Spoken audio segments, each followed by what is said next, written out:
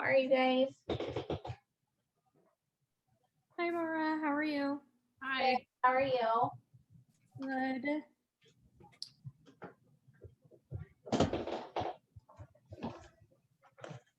By the way, I will never doubt you again. You were right about the second vaccine. It was horrible last night. How are you feeling today? I probably only got like 3 hours of sleep last night. I don't know if my cat was trying to suffocate me and put me out of my misery, or if he was like trying to, make me feel better. So Make sure you were still alive. yeah, it was pretty bad last night. I'm just really tired today, so I'm probably gonna go to bed after this. It sounds terrible. Yep. No, I totally get it.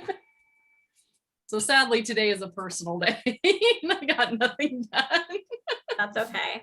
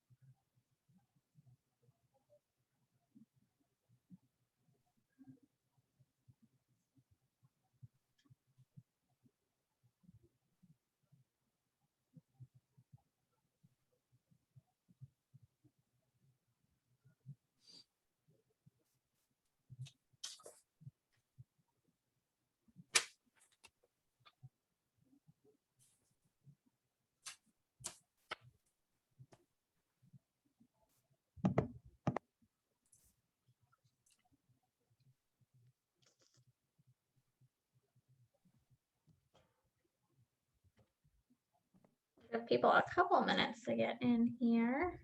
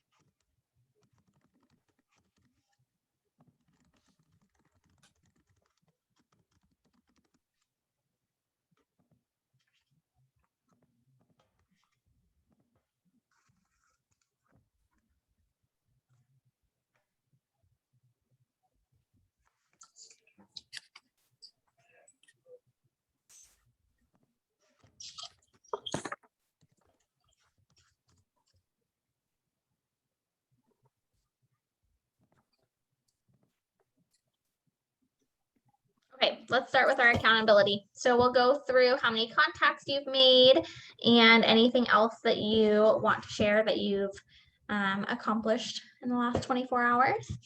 And we'll skip over you because I know we've already kind of talked about it a little bit, and you're just gonna take a day of rest besides your learning today. I'm so tired. Yeah, totally. Cameron, you want to get us started? Sure, yeah.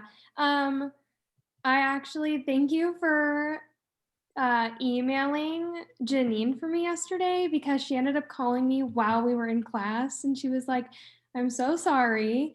So yeah, something ended up happening with him. So now I get to do my training tomorrow at 4 at the office, which I'm really excited about. So I'm gonna go do that. Good. So I got that going, and hopefully after that meeting, I'll understand more how to use everything online so that I'll be able to like start doing things. Yes, for sure. Yeah. Great job. Annie? Yeah, I showed a buyer a property on Monday. The offer deadline was on Tuesday. Yeah. Oh, cool. And he was just like, I need more time to think. So I'm trying to find ways to tell him that he's not going to have that much time to think. And if he likes something, he's going to have to act on it. I always say I would rather you like act on it and wish you hadn't, because I can get you out of it like without any harm done, but I can't bring it back if you feel like you've missed out. So go ahead and like, let's put it in the offer, and then if you sleep on it and decide no, it's not, I can get you out, but I can't do it the other way around, and there's just not that time in this market. Exactly, yeah. And I just attended a class that they said you should call the listing agent and ask like, what was the winning offer? How much over? How many offers did you get? So I was thinking about doing that today, and then I can relay that information to him, so he knows what he's dealing with in the future. Yeah, it can be helpful. Not all agents will give you like all of the information, but sometimes, they'll usually tell you at least how many offers they had, and if it, sometimes if they won't tell you exactly what it's pending for, but I'll be like, I'm like on average seeing 10 to 15% over asking. Was it in that range or a little bit more conservative? And they'll at least give you some information, which can be helpful for our buyers to educate them when they're having to compete and make quick decisions. Definitely. Great job. Ashley, I know you've been a busy girl. Any updates? I have been. So Mara was helping me last night put in an offer for some clients of mine, and just definitely feeling the quickness and urgency of this market right now.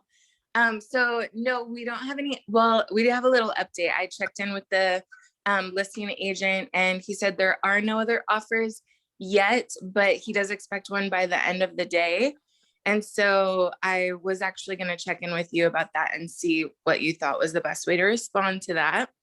So yeah, so I have that going on. And then I also have, I've been doing a bunch of work because my aunt wants me to list a property for her up in Roseburg. So I've just been kind of getting everything together for that. Awesome. Great job. Yeah, I would just tell him like, hey, can you confirm with me once you receive it in hand? And then that way, if they do receive it or end up waiting for that, you can turn around and ask your client if they want to improve any at all.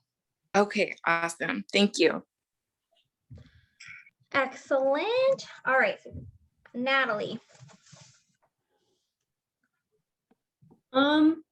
So I have about maybe 2 new contacts, and then I'm gonna go door knocking again this afternoon. So hopefully bump that up to the 10. Awesome. Great job. Heather.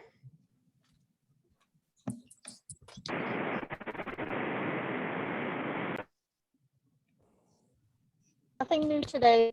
I'm still on the job site. Perfect. Marissa. So I have reached out to about 6 people today, and I've heard back from 2 so far. I'm kind of like hitting the end of my like contacts that I know. So I'm gonna have to start to try to like get out and find like kind of some like social gatherings to meet some new people, I'm thinking. Expand your sphere. Yeah, good job. Julie. Hi there. So I met with a buyer this morning and I got all their information and what they're looking for. And we're going to start looking for a home for them. And I have another buyer that this afternoon we are going to go out and look at a home and that she really likes and possibly be making an offer on that. Awesome. Fingers crossed. Yeah. Jake?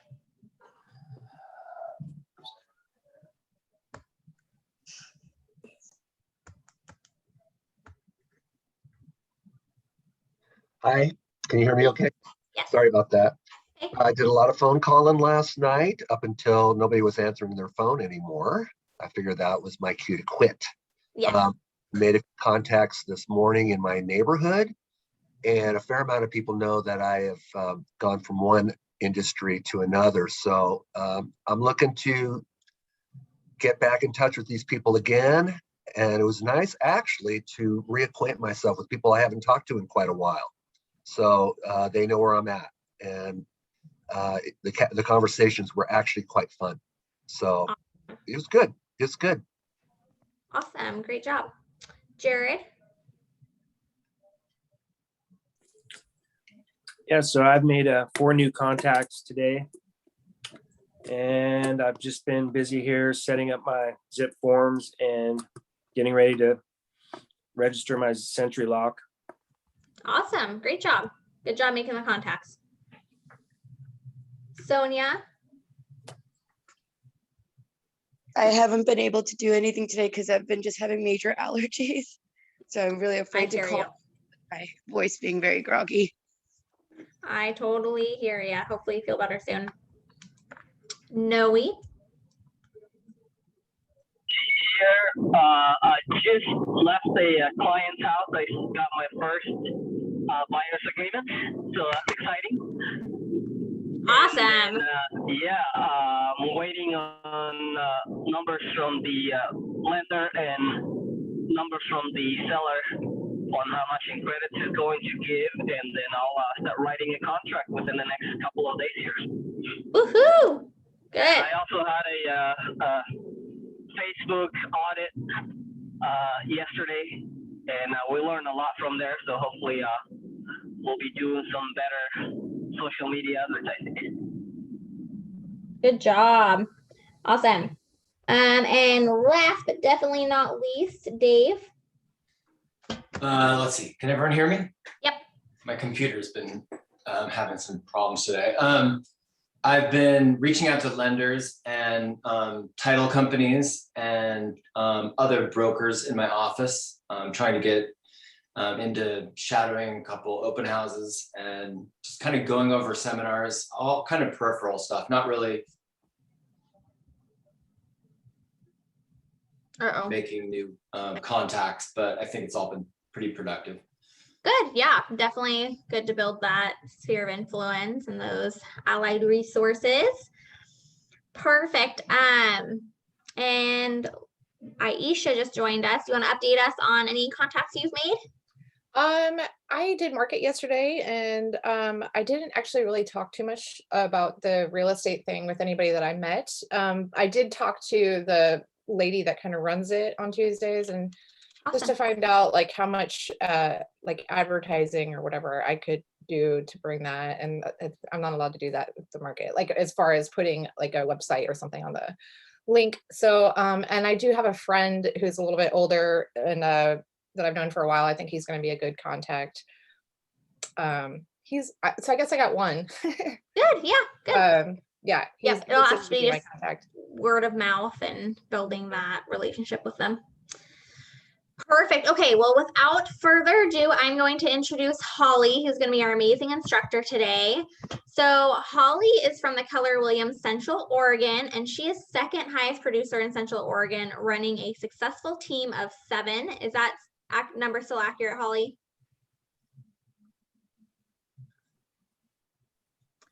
She has been running that team since 1999 and has sold on average 200 homes with a median sales price of $420, which has probably even increased this year.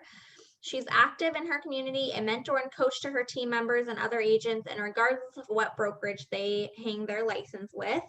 Holly is the epitome of ethics and a top-notch negotiator. So super excited to have her working with us on the almost not the last Ignite, but one of them. So close the deal, on how to get those deals closed.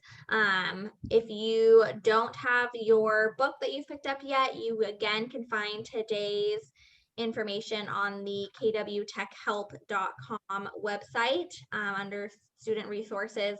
Otherwise, you'll open up your binders to close the deal and be able to follow along with her. And I will let her take it away.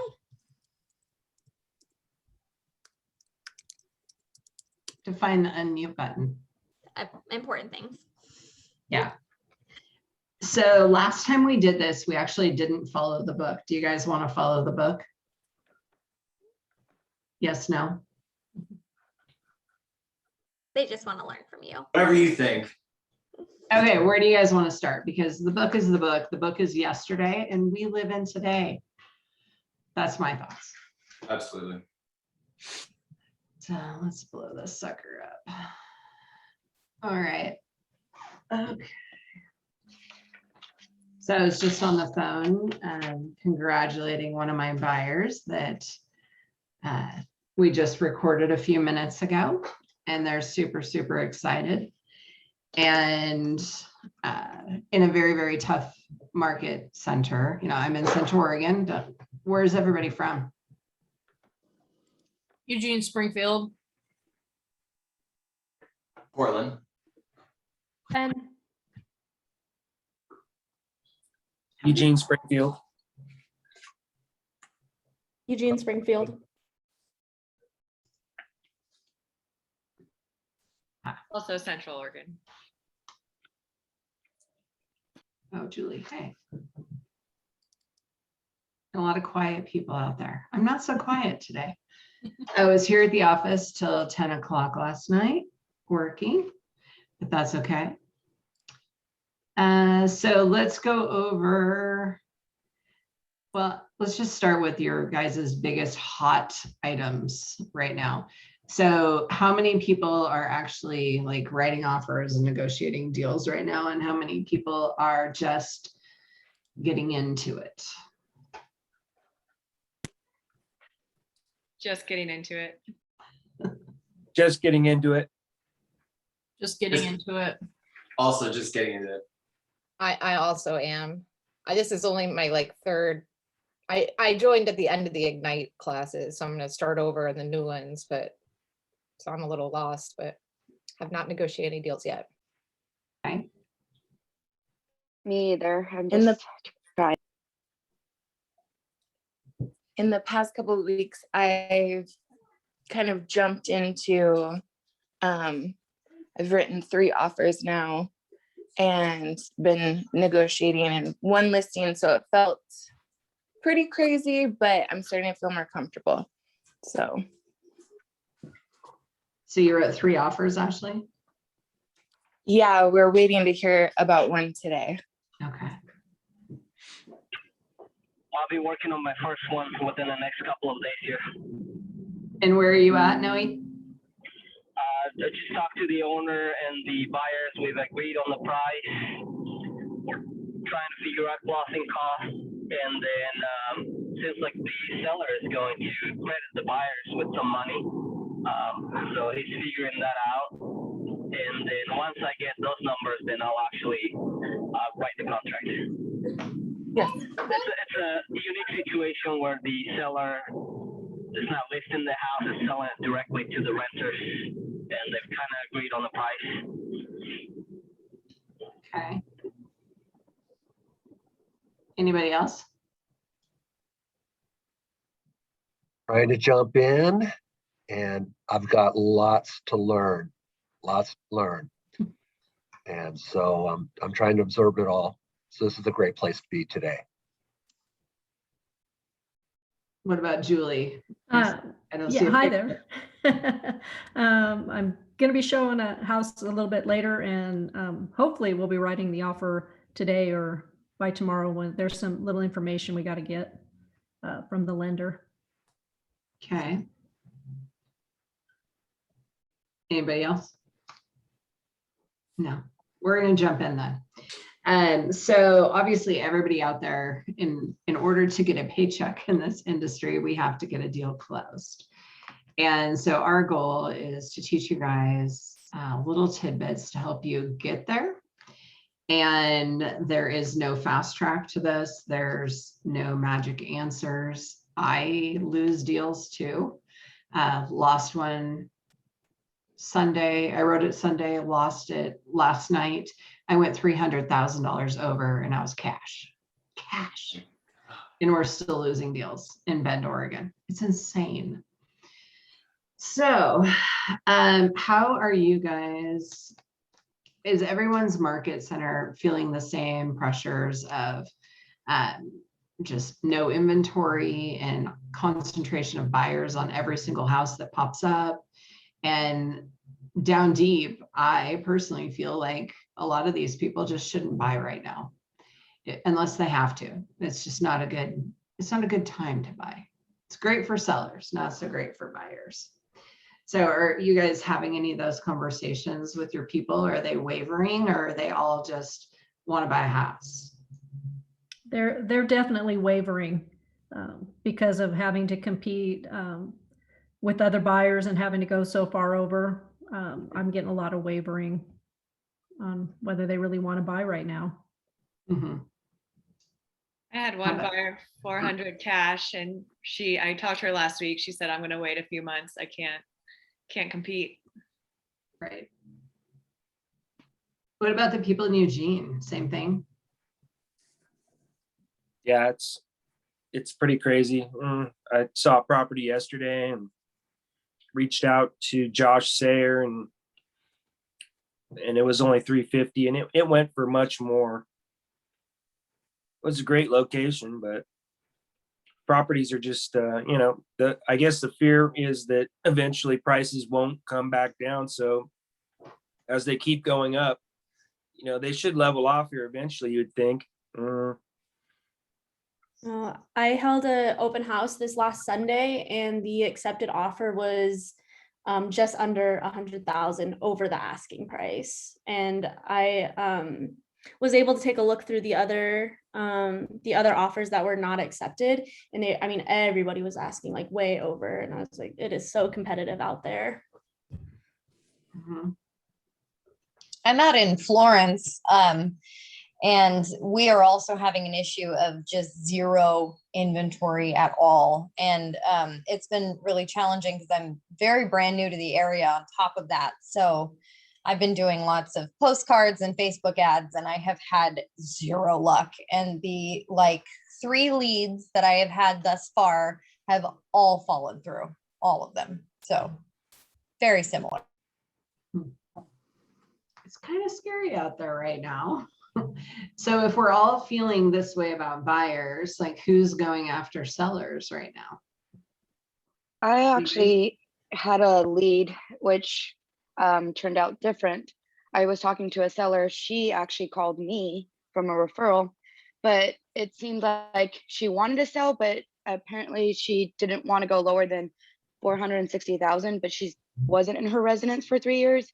And she said it smells like cat and rat pee, and it had thefts, like it's been broken into, but yet she was stuck on this amount of money that she wanted to sell it for. And I was just like, okay, I was like, we can work with that. But hers was like, no, I don't want less. I don't want over. I just want 460,000. So sellers are a little hard to talk with sometimes. Hers was like, you're going to do it this way. And I'm like, okay, I'll do it. And she's like, but how old are you? And I don't like younger agents, and I don't like Keller Williams. I was like, but you saw my card. I'm very confused. So that's the problems that I've been having a little bit from sellers. I don't know if they're just trying to see if I can be patient enough to the little problems that are coming up. I would say with that seller, you need to tell them what to do. So she's telling you what to do. You need to take control and tell her what to do. And it's human nature to like to be told what to do. I mean, even me, I'm like, go ahead. Oh, especially if it's something I don't know a whole lot about, tell me what to do. I'll do it. So with a seller there that has their head in the sand a bit and says, this is what I want. Okay, great. We're going to do that. And here's how we're going to get there. And, along the way, you might make an extra buck or two, or if the market determines that your house isn't 460,000, then that's up to, the public. But with that one, I would just tell them how you're going to get there. I wouldn't even entertain the questions of how old are you or any of that, because it doesn't matter. Like, you gotta take charge and be the boss. Okay, thank you. Oh boy. Okay, so let's talk about setting the tone for buyers right now. So every buyer that comes into our office, we had one this morning. They're coming from the East Coast, where median sales price is like $375,000 in their area in Delaware.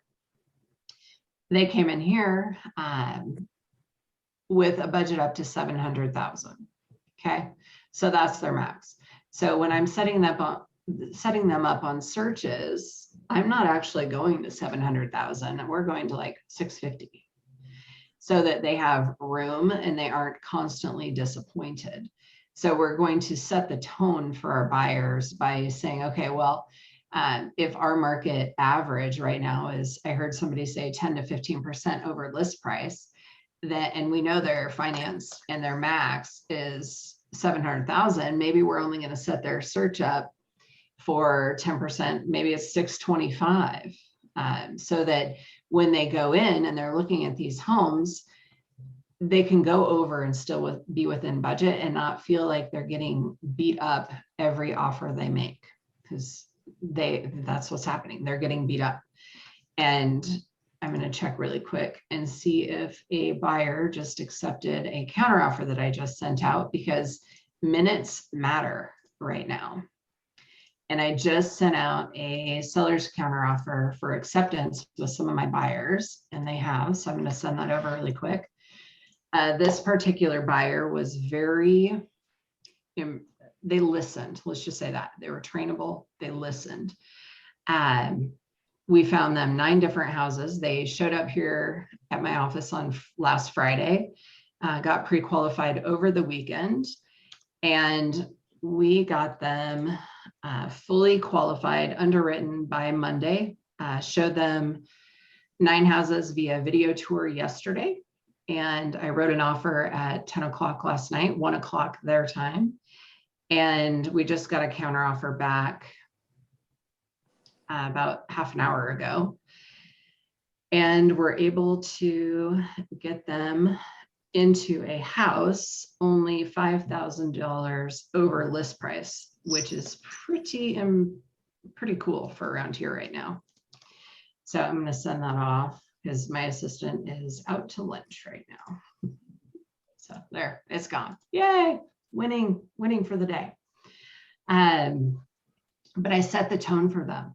So we went at it they were payment sensitive. So we went at it from a payment basis. And, if they come in and they say, well, I'm really comfortable with $2,000 a month, but I'll go up to $2,500 for the right house. And so I pass all this information off to the lender.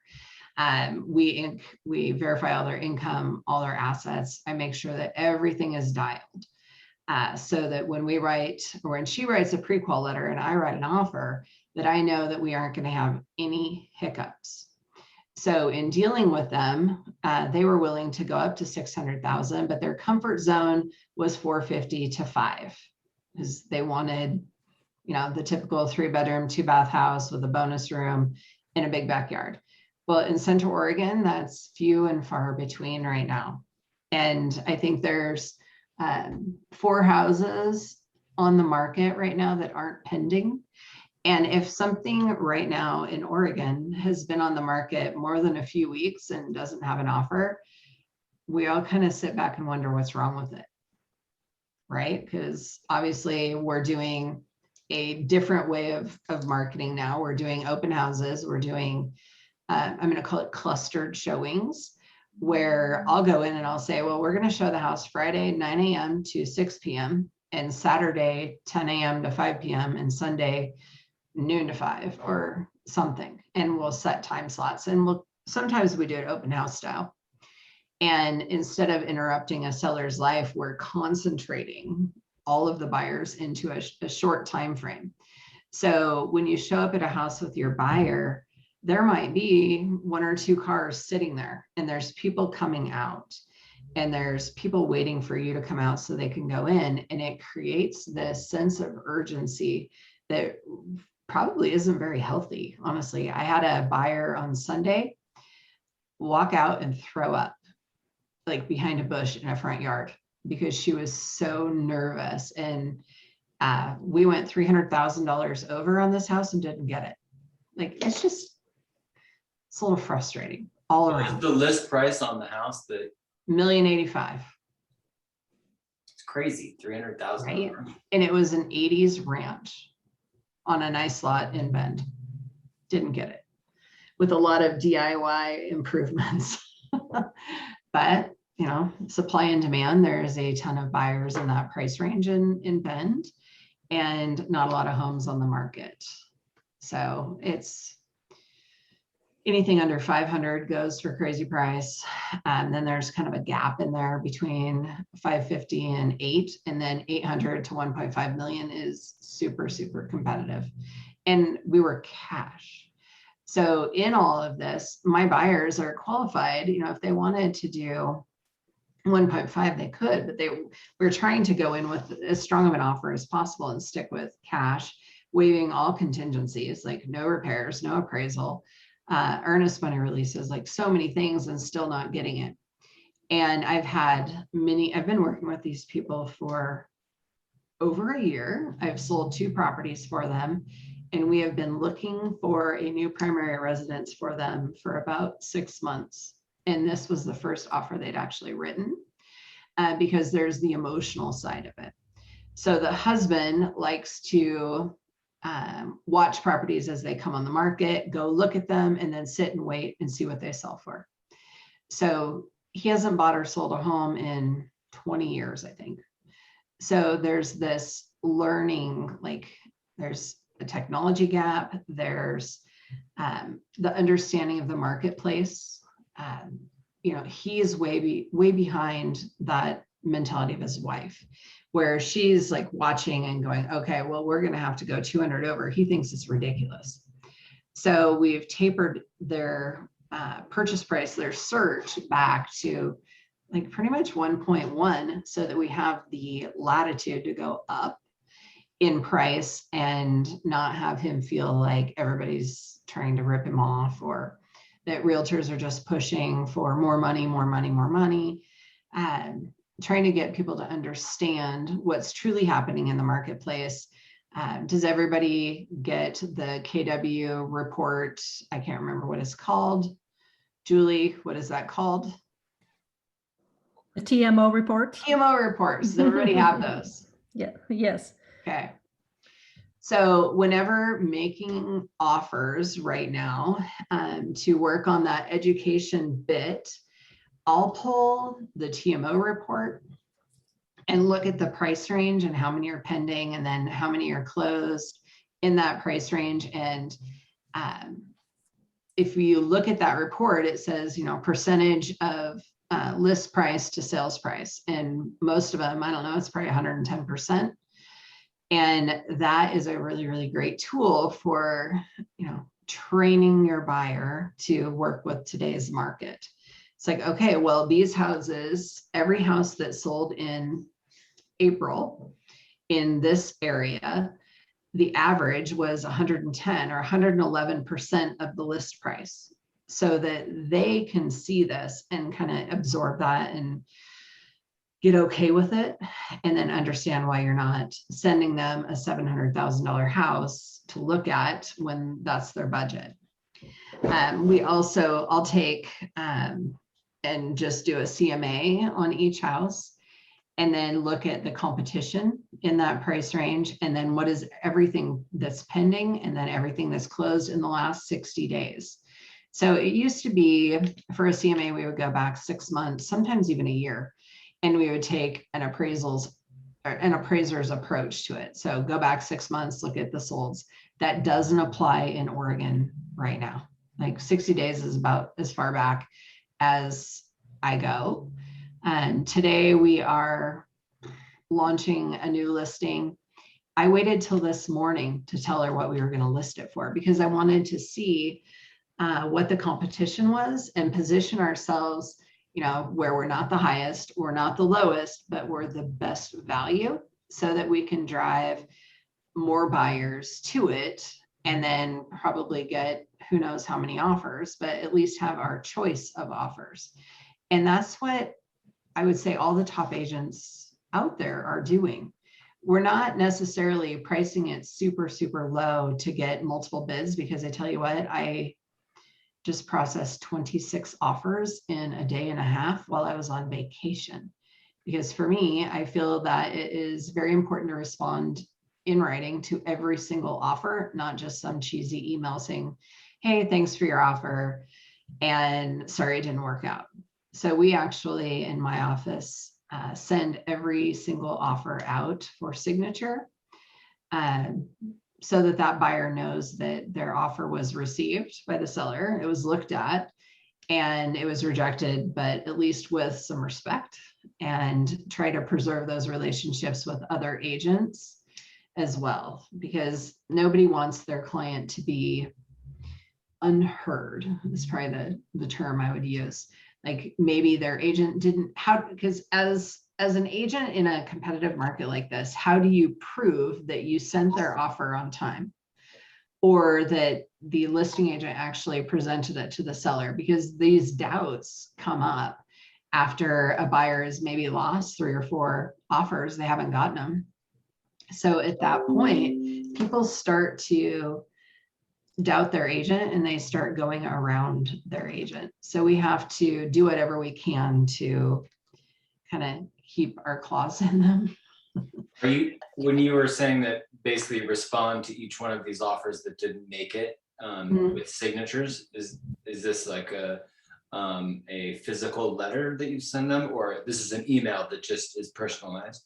No, we will take their offer and sign and date and initial every page of it. I see. Yeah, it's a pain. It takes a lot of time, but I think in the end it's worth it, because a few years down the road from now, if somebody is thinking of selling their home and they go, well, she was, Holly Cole didn't even respond to my last offer, she just sent an email. That's a very negative feeling, versus I took the time to send it out in DocuSign, reject it officially, and then write them a cheesy, email. But at least we took the time to do that and we're respectful about it. I guess I don't always think, like, we think about today and then we think about 2 years from now and 5 years from now and how these things are going to affect us. And I can tell you that a lot of our buyers in my office, they get really upset when all we get back is an email, because there's no proof that their offer was actually seen. So at least give me initials on the front page, do something. But if you have a situation like that, like ask the agent, like, hey, can you at least DocuSign the first page and write rejected on it, so that my buyer knows that I did my job in presenting their offer to you and that you actually showed it to the seller and responded. Because right now it's so volatile.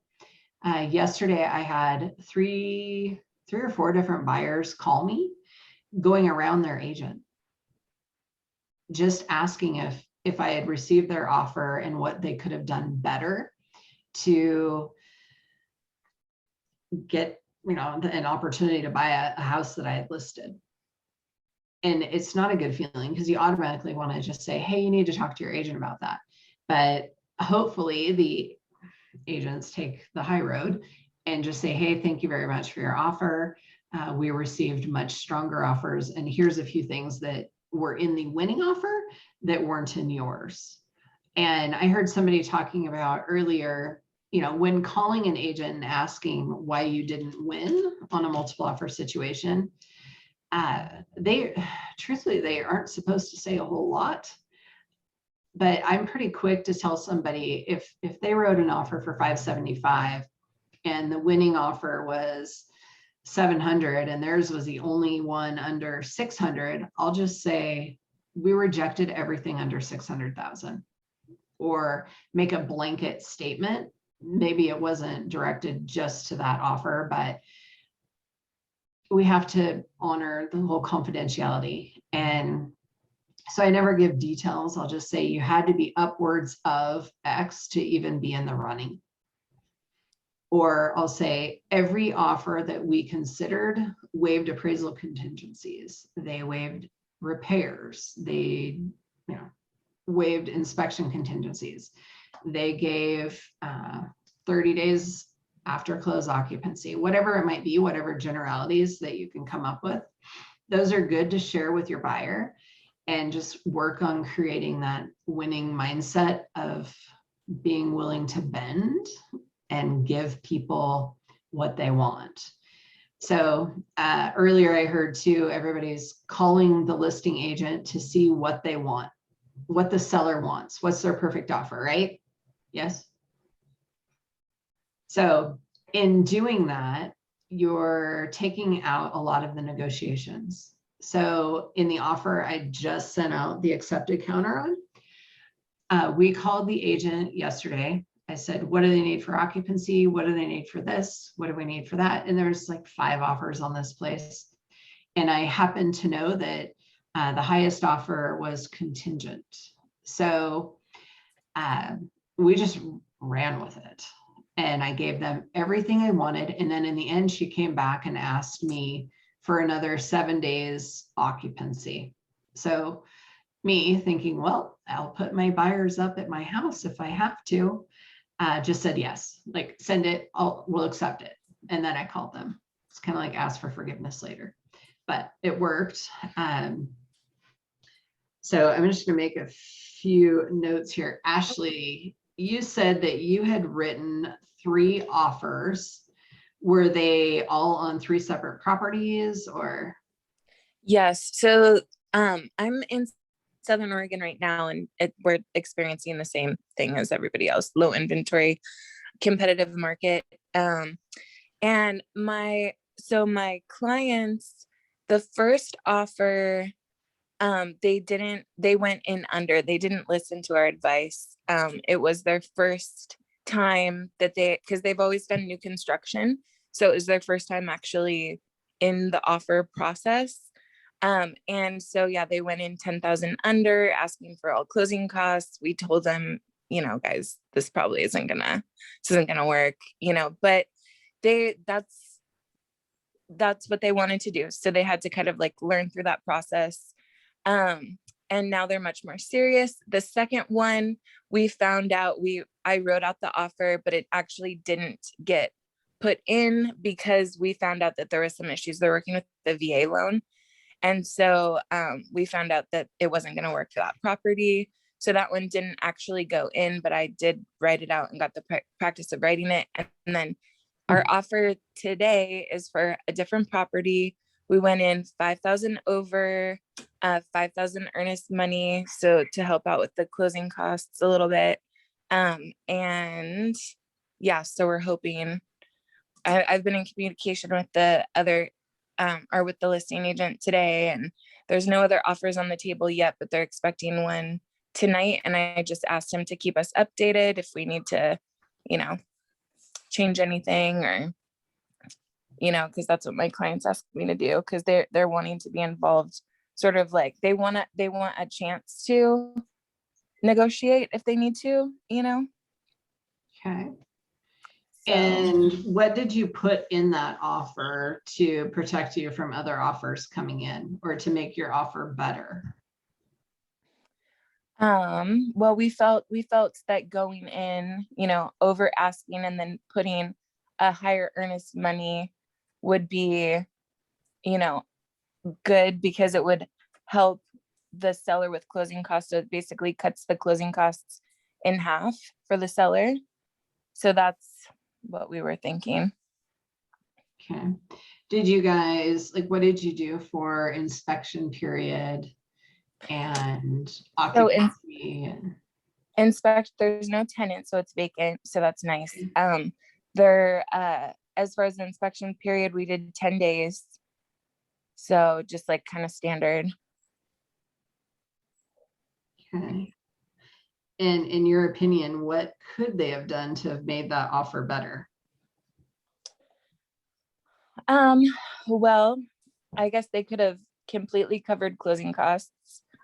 And then maybe even offered a little more over. But their whole thing is that they didn't, I mean, my job is also to make sure that, you know, they're not overextending themselves, and they were comfortable with that $5,000 number for their budget and what they wanted to, you know, put out. So I feel like the offer that we put in for them, like right now, was a good offer, you know, but I'm definitely curious to hear what your advice is. Okay, so we're gonna go through, like, we're just gonna call this our menu of added value or bonuses, or our menu of options for an offer. And I should put all this in writing and send it out to everyone, because it's all in my head. It's great. I use it daily. So what we're going to do is we're just going to go through different points of the offer, kind of page by page, and what you could do to make each offer a little stronger. And every buyer is going to have a different view on what their comfort zone is and what they will and won't do. So the first thing we have, of course, is price. And right now, price is such an arbitrary number because it's how bad do you want it? And do they need it? How bad do they want it? What are they willing to pay for it? And how long are they willing to live in that house and ride the market out, just like the stock market, to be able to get out without taking a loss? And when I look at it right now, I might be a little too straightforward, but I just tell people, like, you better be prepared to stay in this house for 5 or 6 years, or make sure that the amount of your payment is close to the amount of rent that you could get from renting this house out on the rental market, in case you want to move and you can't cash out of it or can't break even on it, much less make a profit. So if they're looking at, and it obviously somebody that's paying cash, they're paying cash, it's an asset, whatever. But somebody that's a normal, like, family buying a $600,000 house, they're probably more payment sensitive than anything. So they're going to come in, they're going to put down their down payment, and maybe they're going to have a $2,000 or $2,500 a month payment. Is that house rentable for that amount? Like, if for some reason they outgrow their house and they need to move, are they, and the market is down in a few years, are they going to be able to rent that house, save up a down payment, and buy something else, and then sell it when the market's better? So if they tell me, no, I need to make sure I can get out of this in 2 years, or I like to move every 2 years, and use that capital gain to, you know, trade up, then we're a little bit more cautious on things. Or if it's their forever home, who cares what they spend? It's their forever home. They're not going to move, right? Like, okay, what's your comfort zone? And we have to work within that. Let's talk about market time, or time on market, and purchase price. So if something here has been on the market more than a week, it's either overpriced, there's something wrong with it, there's undesirable neighbors or something, maybe it backs to the tracks and it's going to take a special buyer. Usually it's price, or maybe the seller needs a 90-day rent back and nobody's been willing to do that yet. I got one a couple weeks ago, 10,000, 15,000 under list price, because it had been on the market like 18 days. And it was a rental, it was trashed. It was still like $500,000 here. But, you know, I said, all right, you guys trust me? And they had already lost, they'd lost one. I guess they hadn't lost a lot, but they'd lost one. Husband was moving up here to start a new job on May 1st. This particular property has tenants in it, so 90-day notice. They're not doing a second home loan, so now we need those tenants out within the 90 days, and we can only do a 60-day or 59-day rent back. So kind of everything fell into place. I called the agent. I'm like, hey, this is before we showed it. Like, hey, what's the deal in this house? I have a feeling I have a buyer for it, but there's obviously a problem. And then they just unload on you. Like he did. He's like, oh, well, they've ripped the cabinets apart. You know, they smoke in the garage. He tells me all the negatives with this house, and they've ripped the smoke alarms down. Agents will tell you a story about the home if you ask them, and you don't just pry. You're just like, hey, tell me what's up. And he did. So when I wrote the offer, I said, well, do the sellers live here? He says, no, they're in California or whatever. This is just a rental property. So what does that tell us? We have an absentee seller, right? They don't live there. They're not emotionally tied to it. They've got renters in there that they're probably just selling to get rid of because they're a nightmare and they can't get them out. And they probably don't want to do any repairs because they don't want to take time out of their lives. Or if they did, they probably would have come up and fixed that house before putting it on the market. Just a thought. So we went in, I think 10,000 under. We did 5 or 10,000 earnest money, I can't remember, and put in their down payment. I think they were doing 20% down or 10% down. Maybe we're gonna roll with 20%. And then when we got back to our inspection contingency, I rarely put 10 business days at this point. In this market, 7 is enough. Because what you're doing is you're pulling a house off the market. And if your client waivers on that inspection report, it's better for that seller to have it off the market 7 business days versus 10 and lose 2 whole weekends, maybe even 3 weekends of marketing abilities. So prior to making an offer, I usually reach out to a couple inspectors, and we have kind of a standing, hey, Friday, I need 2 inspections on Friday and 2 on Tuesday. So I kind of have a relationship with our inspectors. They always save me spots because I'll fill them. But call and see how quick you can get an inspection done. Because if you go into that offer with the mentality and you're telling the listing agent, this is what we're doing. I've got an inspection scheduled already. Tentatively, I use tentatively scheduled for Tuesday, often, even if I don't. And we're going to power through this.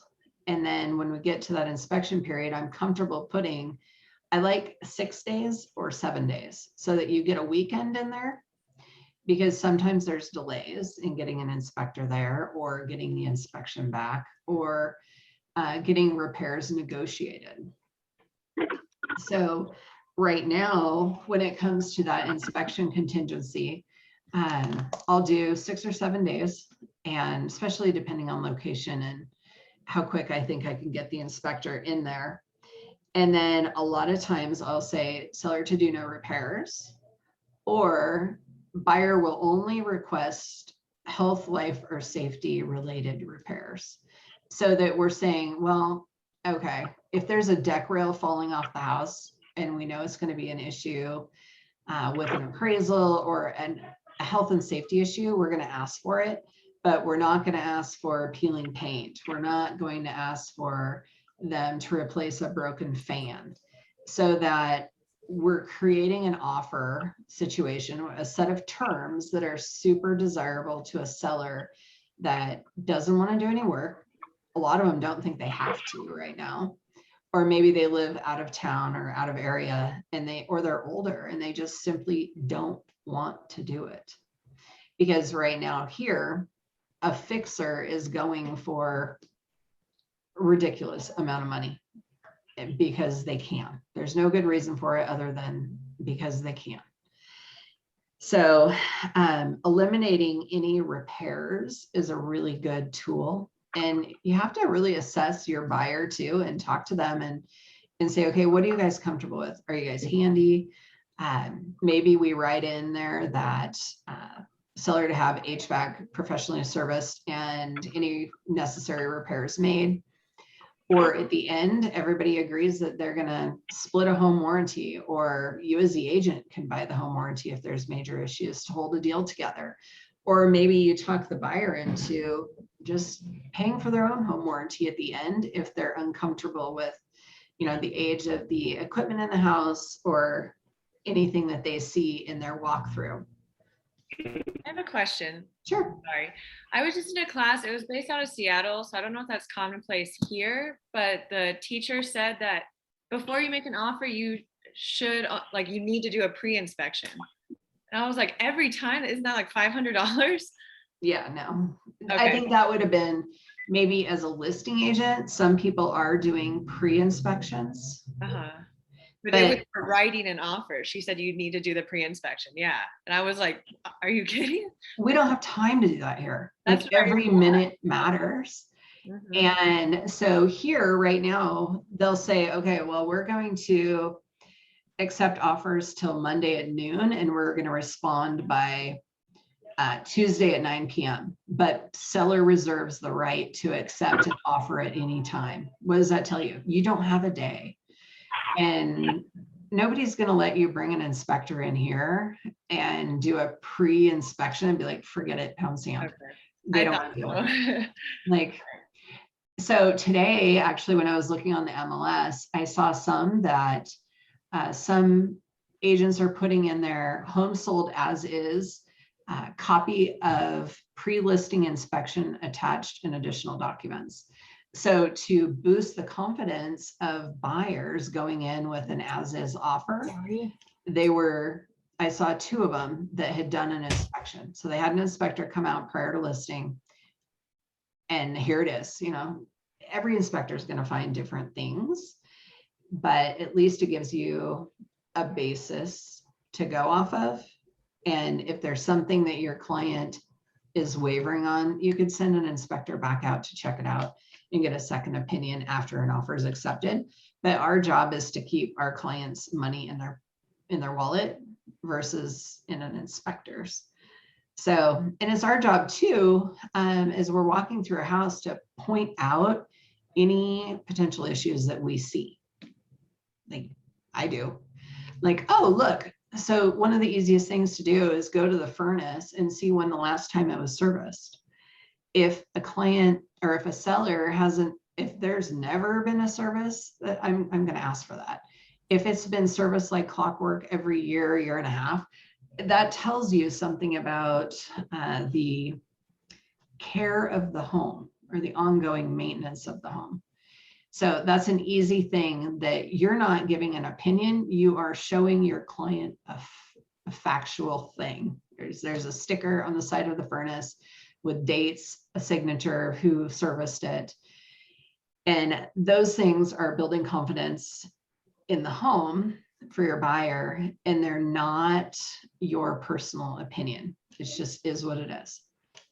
Or if I see a leak, oh, look, we have a leak. We're not going to go overboard to say, oh my God, now we need to do this and we need to do that. And there could be mold and there could be all these things. We point it out and we state the facts and let them make a choice based on what we see. We do not infer opinion unless it's just such a big disaster. Like, wow, this house has great potential. How much work do you want to do? But yeah, we can't state our opinion on certain things that we aren't experts in.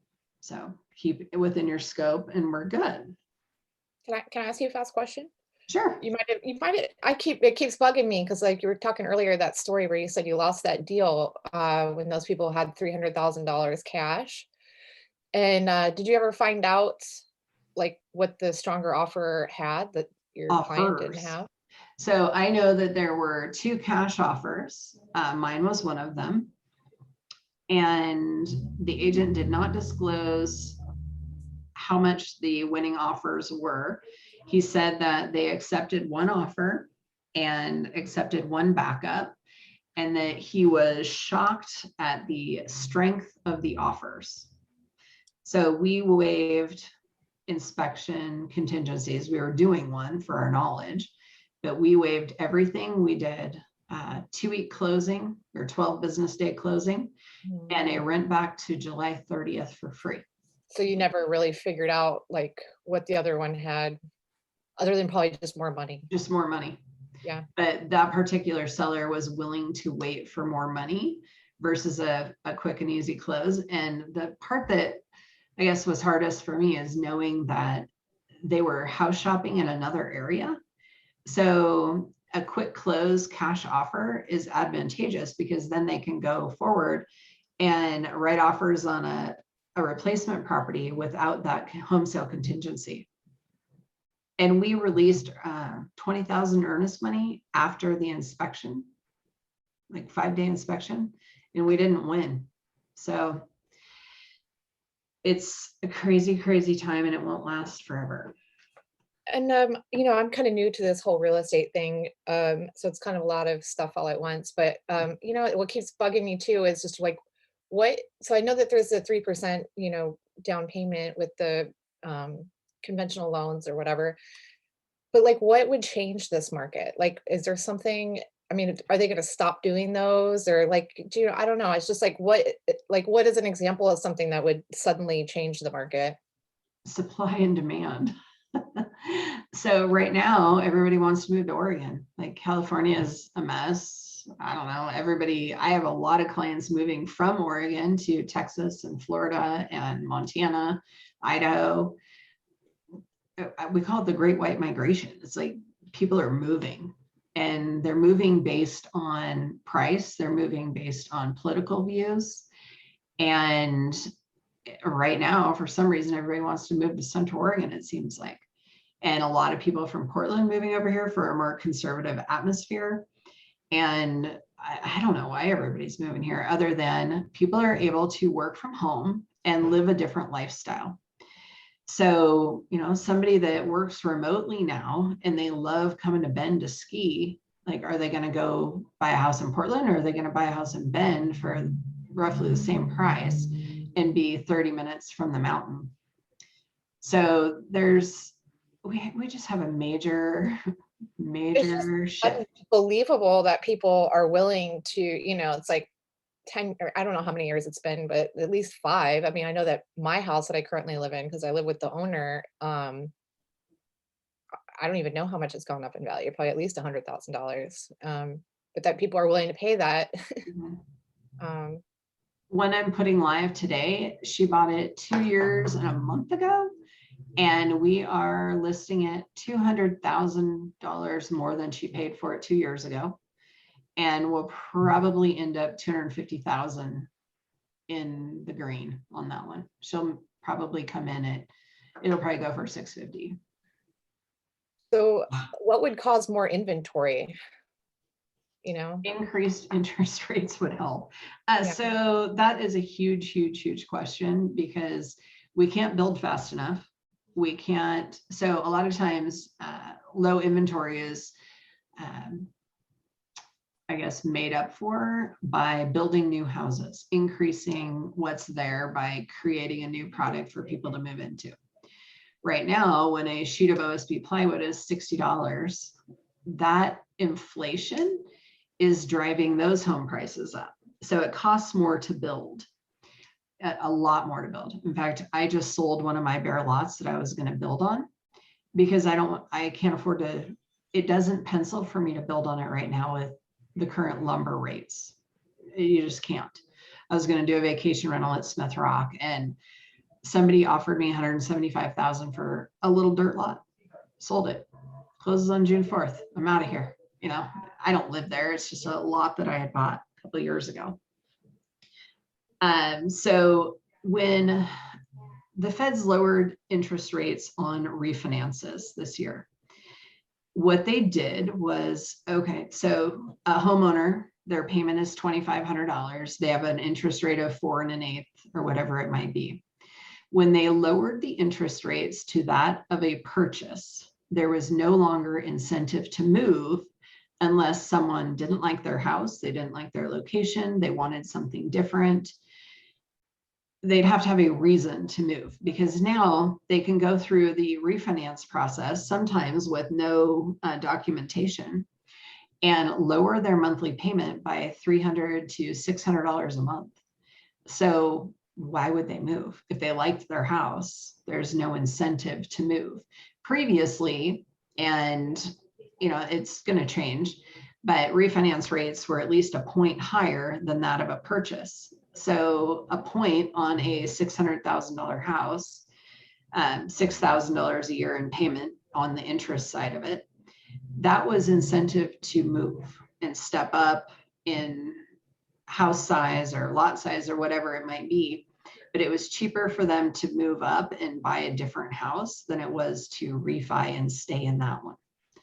So I'm going to blame part of this on the government because they thought they were helping. Done it on purpose, right? I mean, you said that they just lowered the refinancing rate this past year. Was it had to do with COVID? I'm sure that was part of it, and trying to stimulate the economy. But what they did was they made people hole up and not want to move. So we'll go a step further with that. With all the COVID relief programs and mortgage forbearances, we have a lot of homeowners that they made use of the forbearance. And does everybody understand what that means?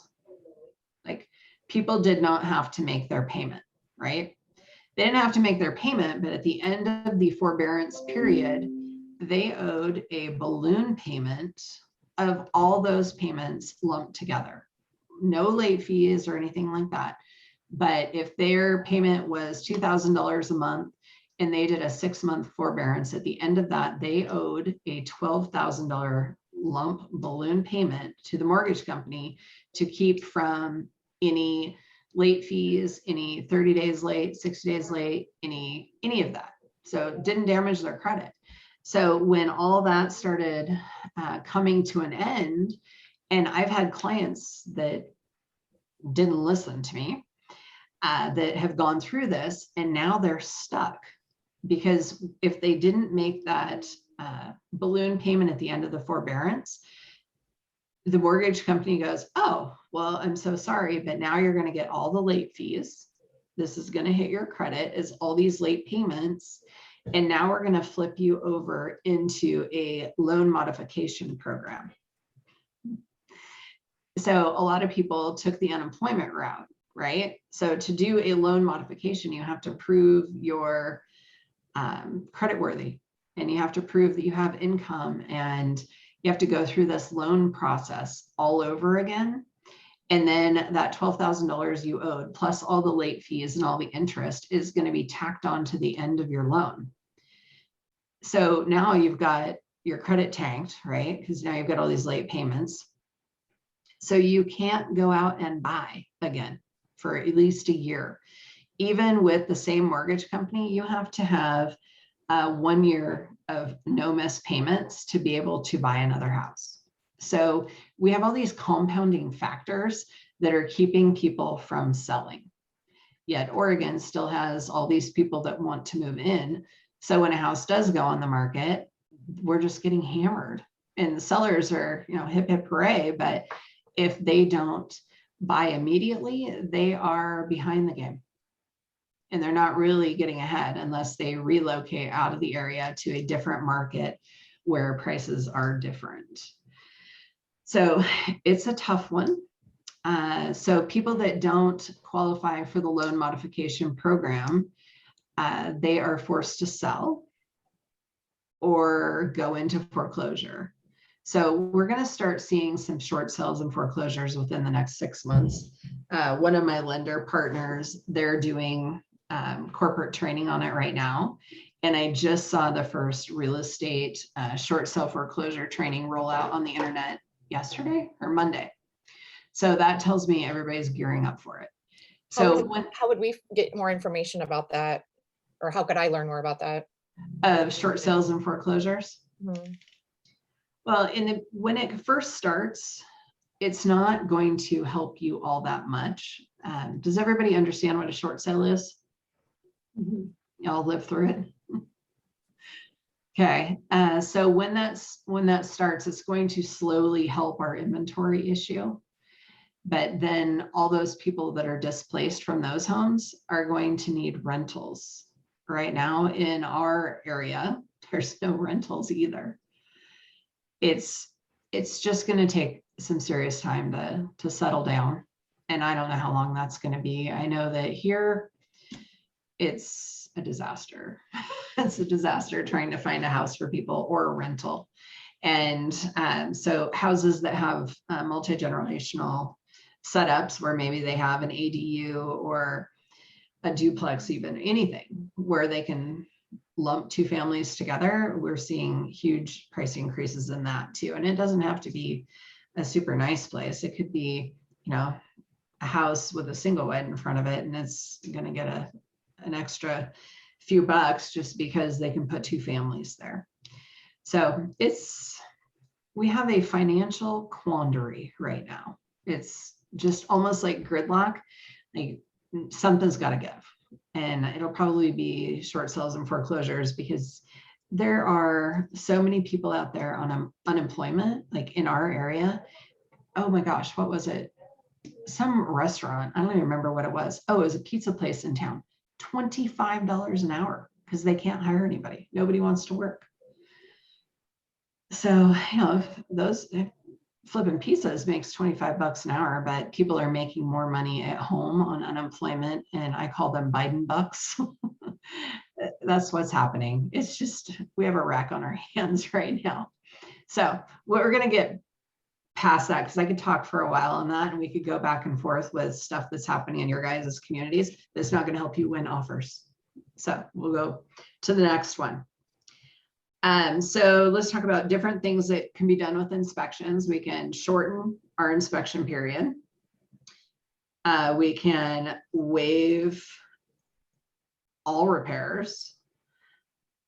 We could say that we'll only ask for health, life, and safety, or appraisal required or lender required repairs. What we're doing is we're narrowing down the risk factors involved with accepting our offer. I have a question. Sure. So as far as that goes, is that mostly with like cash offers or all offers? All offers, you can do that because my clients have a VA loan, and so I know that like they have to have, like their inspection or whatever. Is that the same? Like, would that be okay in what you're talking about? So if it's a VA client, like, do you know the requirements for a VA loan as far as condition of the house go? I don't know specifics, but I know like that was part of the thing with like the second offer that we put in. I could tell when we walked through the property, because actually when I bought my house, it was with a FHA loan.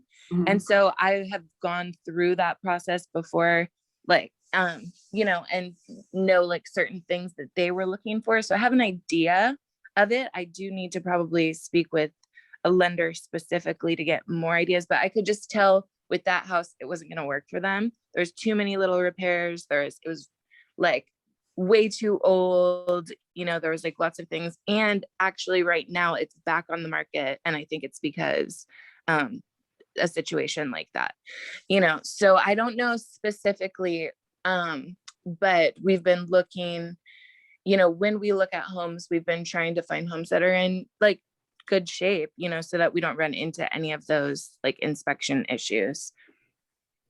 So the listing agent should be able to tell you whether or not a house is going to be acceptable for VA financing. Mm-hmm. And in their check boxes, if they don't think it's up to VA standards, they shouldn't check the VA financing box. Yeah. And what I would do is, do you have a lender partner? I don't know. Okay, time to get one. Okay. Because what you want is you want to be able to call up an underwriter and say, can you tell me what you need to see in an appraisal or in the photos and the condition of the home to meet lender requirements for this property? Because the VA appraiser, they can come out and ask for repairs in their appraisal. It's called a condition. And sometimes they'll come back and they'll say, barn needs to be painted, or windows need to be repaired, or whatever they might do. But even if it makes it past the appraiser's initial inspection, an underwriter goes through those photos with a fine-tooth comb and does their own inspection just via photos. And the underwriter can call stuff out too. Okay. So definitely want to hook up with someone who's willing to put the time in with you, or in your market center, like bring in a lender and an underwriter and have that conversation about houses. They have loosened up quite a bit this year. So a little bit of peeling paint here and there isn't life or death on a loan. Previously it was.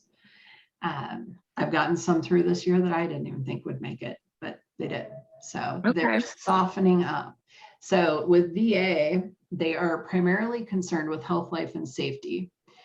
And so smoke alarms, handrails, staircases that aren't falling down, things that people could get injured on, or the house could burn down, uncertified fireplaces. They're not going to allow anything that's going to affect health, life, and safety. FHA is a little bit more lenient on that. And, you know, all of them they're government-backed loans. So they're concerned about the overall condition of the house. And if you're looking at roofs, they're going to want to see 3 to 5 years left of life on that roof, or why would they loan money on it?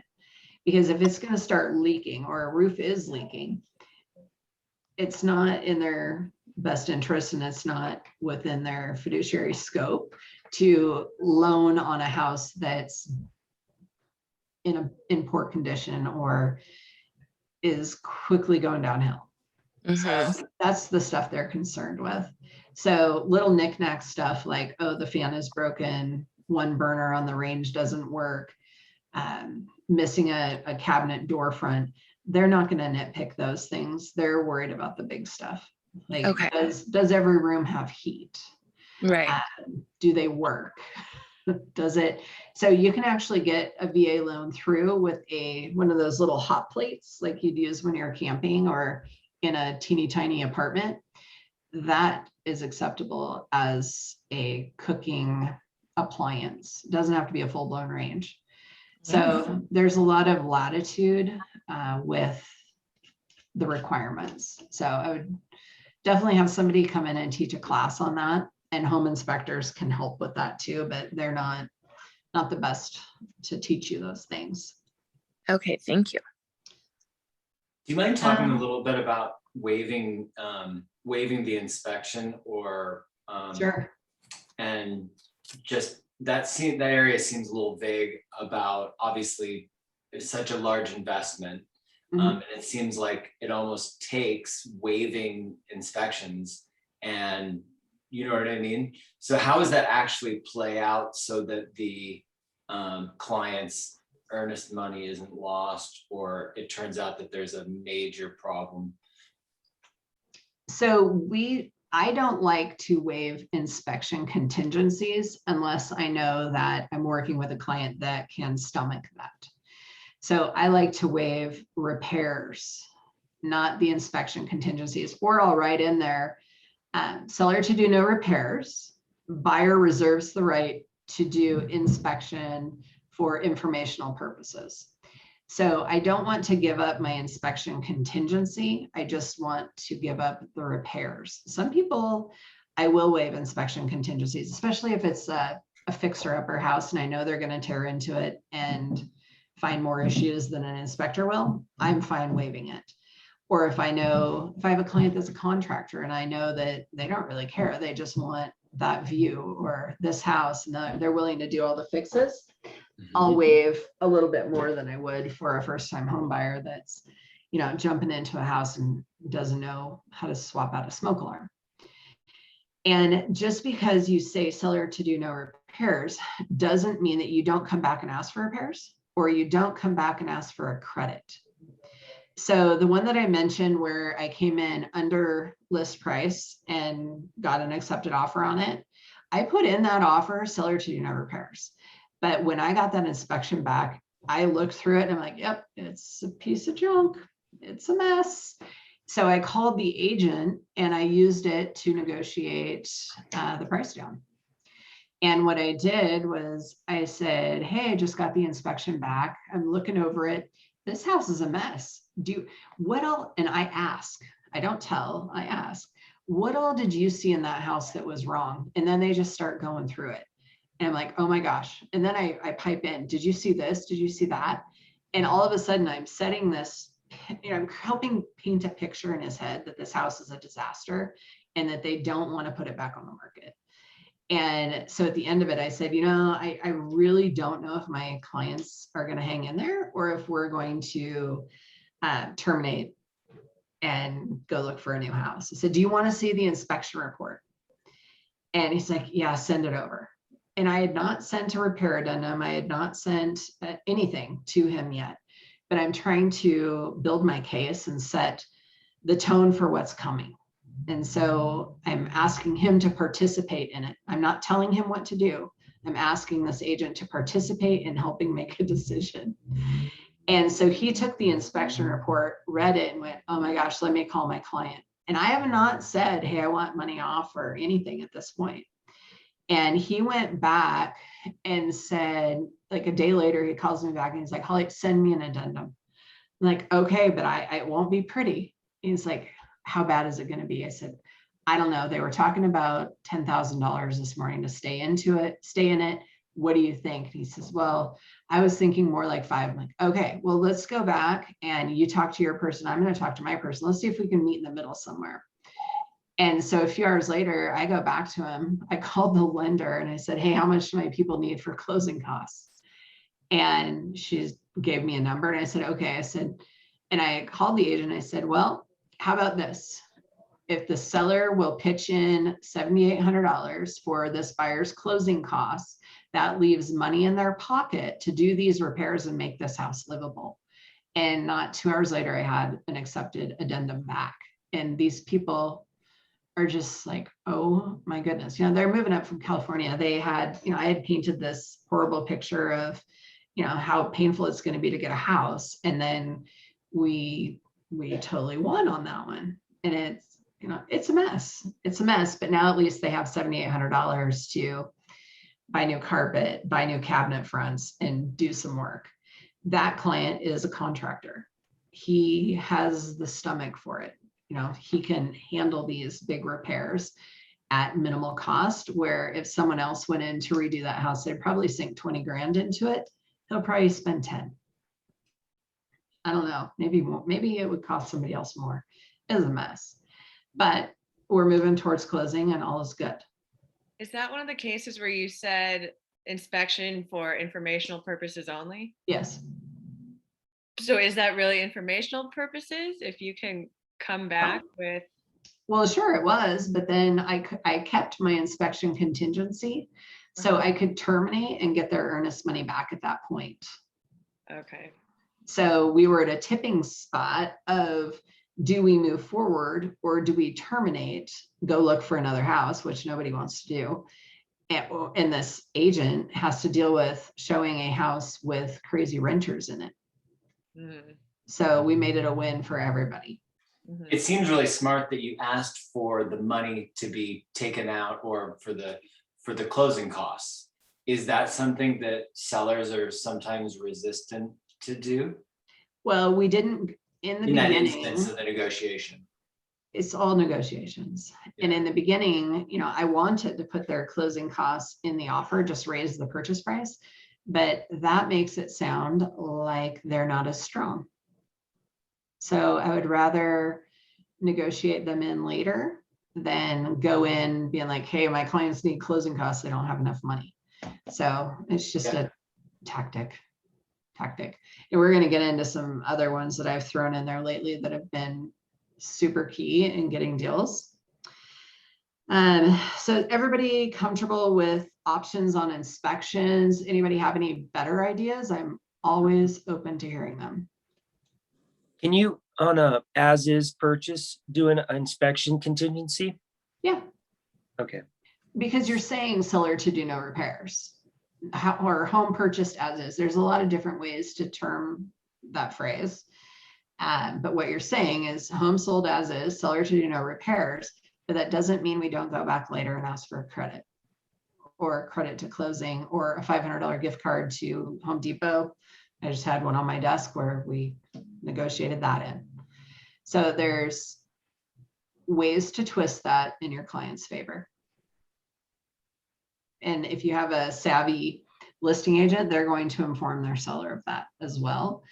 But when it comes down to it, you've already taken their house off the market for probably at least 5 days, and days on market is a killer right now.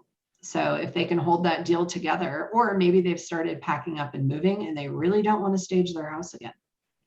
So they're usually a little bit more flexible and willing to work with you to avoid having to show it again. So I guess I was just under the impression that if you would put in an offer and as is, you're willing to buy the property as is, that, you know, it somehow had a bearing on the fact that, you know, inspection contingency, that's all. no, as long as you don't waive your inspection contingency, you can still back out. Are people waiving their inspection contingencies right now? Yes. Okay. You know, I had another question about the home that the gentleman who's waiting to see properties sell and in Bend. And I'm kind of wondering, you know, as a buyer's waiting, and now that they've waited so long that in fact the properties have now gone up $200,000 in value. Mm-hmm. So him waiting around.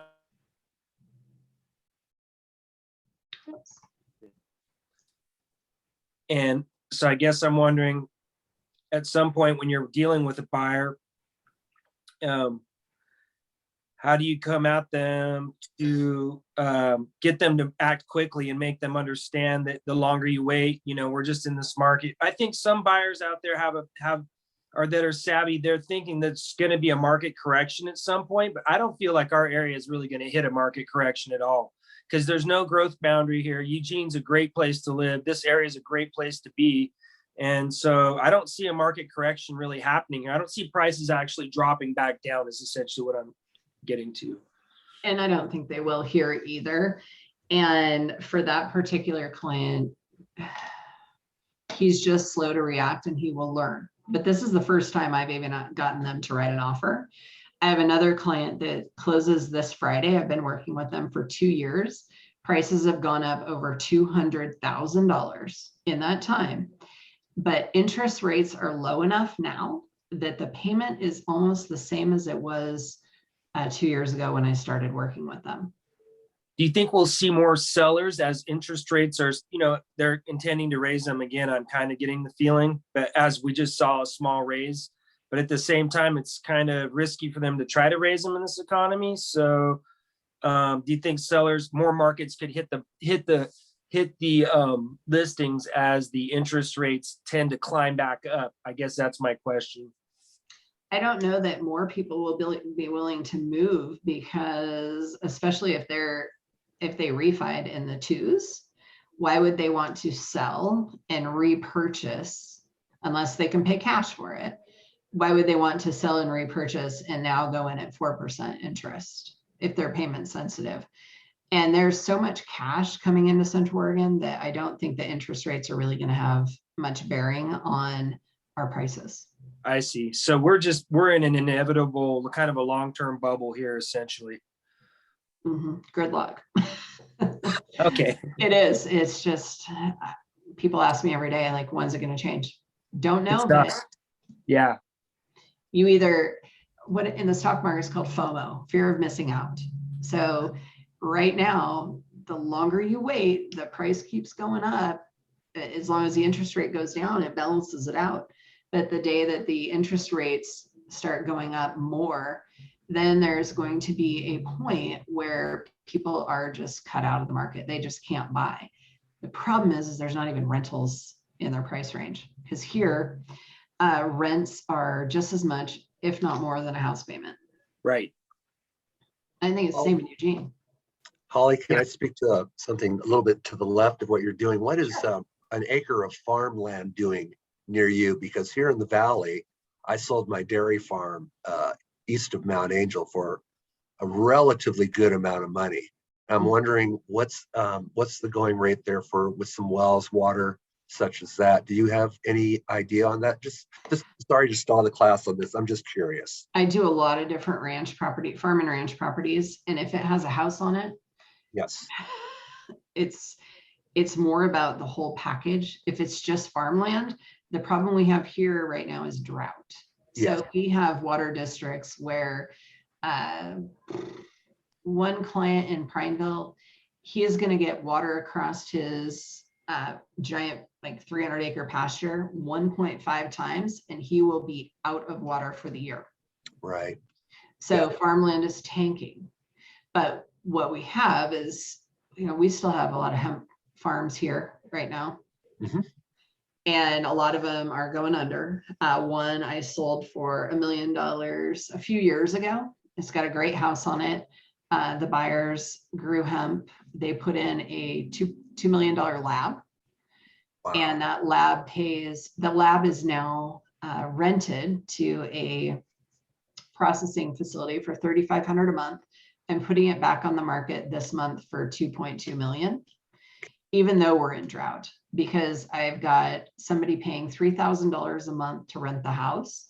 I've got another guy paying, I don't remember how many dollars per acre for the season to rent the field. And he's paying the water bill, and I'm renting the lab for $3,500 a month. So it's an investment property for somebody with killer views.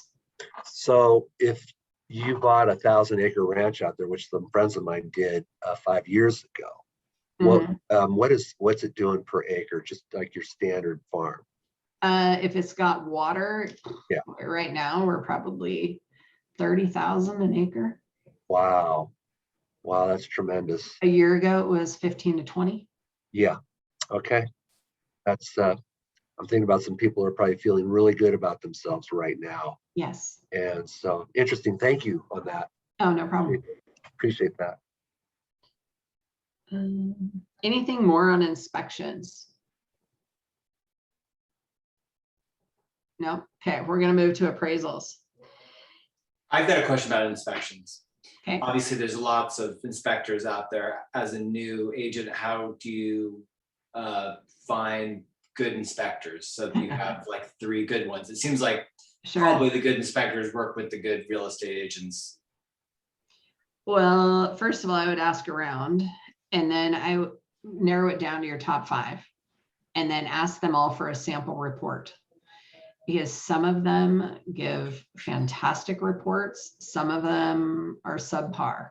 I like the ones that I can download online. I can click on the picture, like in a lot of the reports, they'll have a link on the issue. I can click on the link, it blows up a picture of what it is, and then all of a sudden now I know what the problem is. It's great. And then you'll learn very quickly there are certain inspectors that create fear in your buyers, and then there are others who are really good at explaining issues and talking about solutions and whether or not an issue is truly like life or death, or if it's I call it, we have our to-do list, we have our honey-do list, and our watch list. And we want inspectors that can help guide your people through that versus creating fear. There's a few inspectors here in Central Oregon I will not. I won't even work with them. I cringe whenever I see a buyer's agent come to me and say, oh, well, I've got an inspection scheduled for Friday at 10:30 with so-and-so. I'm like, oh, dear Lord, we're going to have an issue. And I prep my sellers for that. Like, hey, this guy is going to nitpick your house. If there's any issues that aren't disclosed on the seller's property disclosure that you need to tell me about them now, and let's get it fixed beforehand.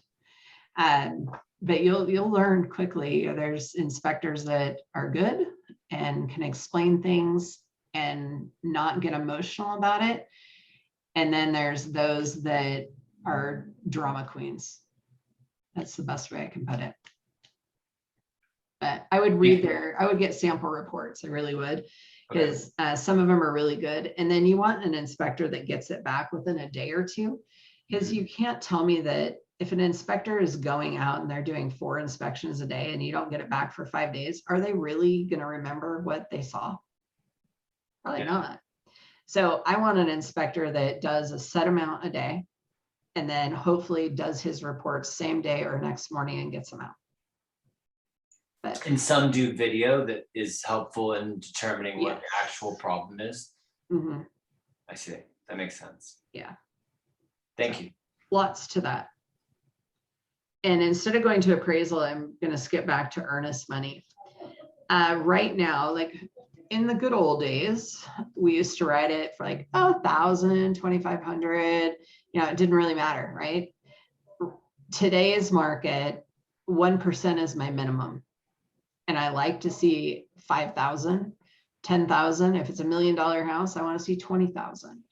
We have to put our best foot forward, and it's our job to protect their earnest money. And with that, in probably 80% of the deals I write right now, I will ask the lender, are you confident in this client, in this buyer, enough that you'll back me if we recommend releasing their earnest money after inspection contingencies or appraisal contingencies? And that can be a scary thing for some buyers, and you have to really talk to them about the pros and cons with it. So obviously, if they choose to walk on day 59 of a 60-day closing, they're going to lose their earnest money, right? So it doesn't matter if they've made it non-refundable after all contingencies are released or not. At that point, as long as they understand that, if it's day 11, you know, 1 day after an inspection contingency is released and they choose to walk and they don't have an appraisal, they're going to lose their earnest money. It doesn't matter. So I like to really talk to them about the timelines and when their earnest money becomes at risk. And in most of the offers I'm writing right now, I will make their earnest money non-refundable and release to seller after the inspection contingency has expired or been released. Or if they're a more sensitive buyer, I might say released after appraisal contingency is removed or after all contingencies have been removed. And honestly, I'm stating that, but their earnest money is already non-refundable unless their financing dies at the last minute. And there are lenders out there who will guarantee that earnest money, or they will guarantee that buyer. I got what was it? A pre-qualification the other day. I don't remember what lender it was. It might've been Prime Lending or Guild, that they guaranteed their buyer, and should the buyer's financing fail to something they had missed, they promised to pay the seller $10,000. Like, that's a pretty strong statement. So me as a seller, I would be like, wow, they obviously feel very confident in their buyer. If they're willing to do that, I'm going to look a little harder at that offer than one that's just a standard pre-qual. So the earnest money issue, again, it's conversations that start when you first meet and start working with a buyer and setting the tone of how a transaction is going to go. And non-refundable and released earnest money can go a long ways. And if you have let's say we have a seller that doesn't have, maybe they're older and they're retired and they're on a fixed income and they have to move, but let's say they don't have the cash to hire the truck and the movers and all that.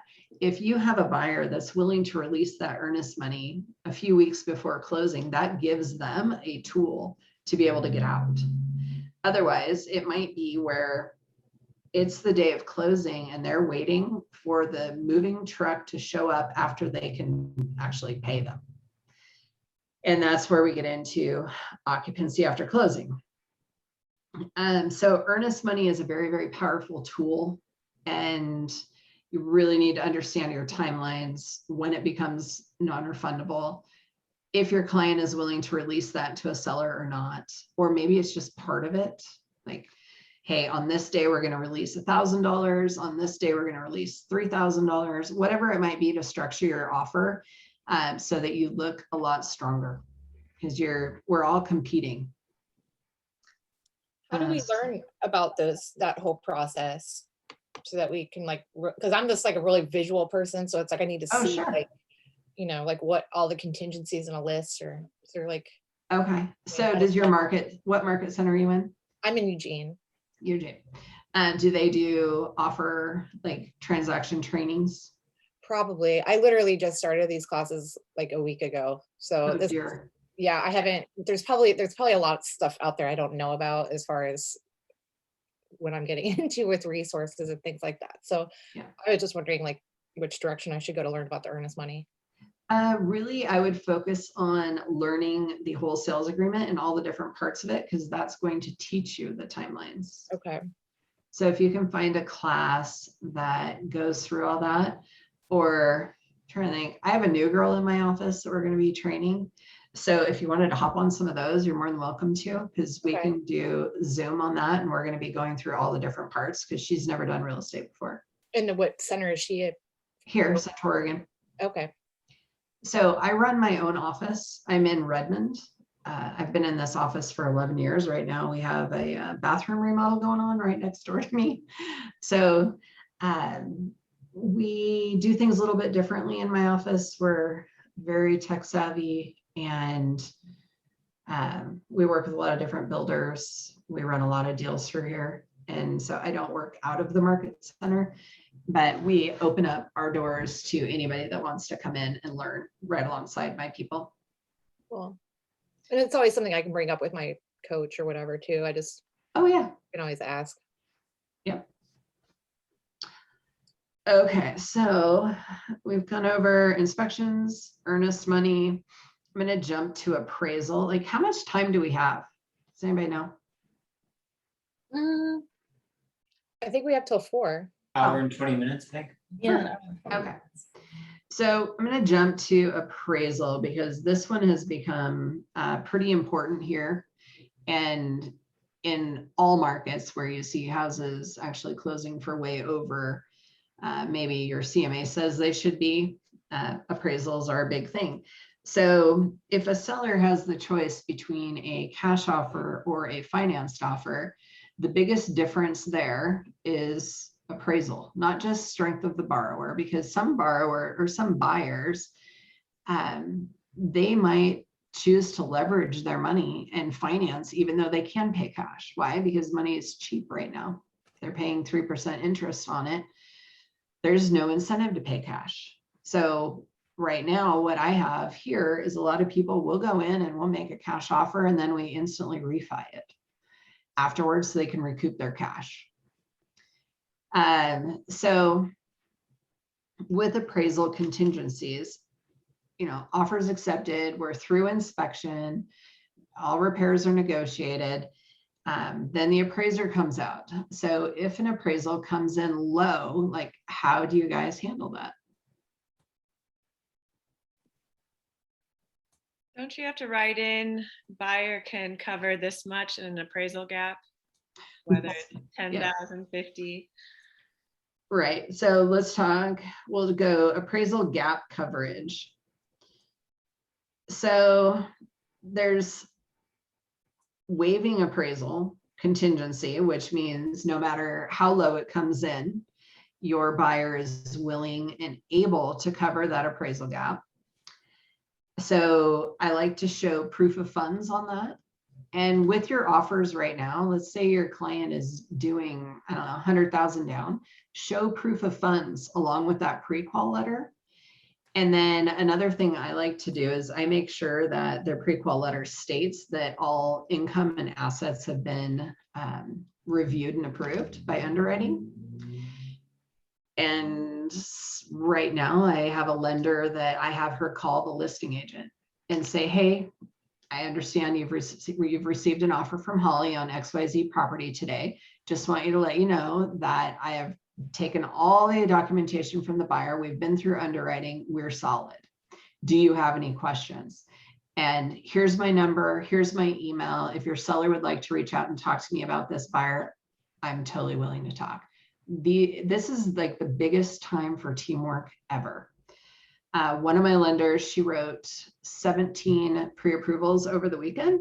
She got 2 deals, both from me. That's it. All weekend. So they're on our side. They want to get a ratified contract just as bad as we do. Because right now, a lot of them are living off of refinances. And at some point that will stop.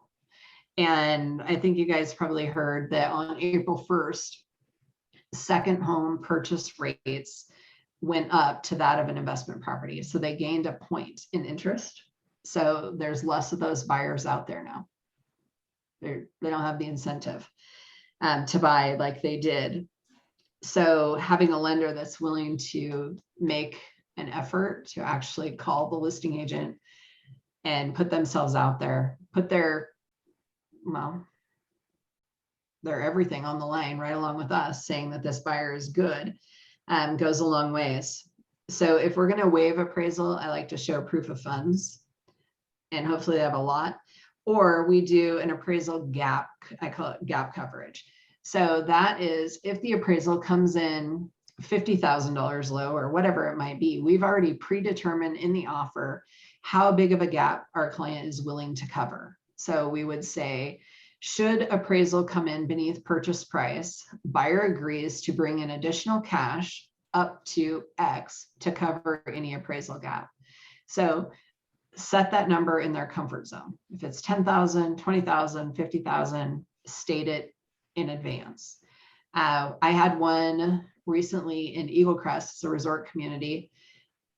We put in a $50,000 appraisal gap. Appraisal came in $70,000 low, and the deal fell apart. The seller refused to come down, and they waited for a cash offer.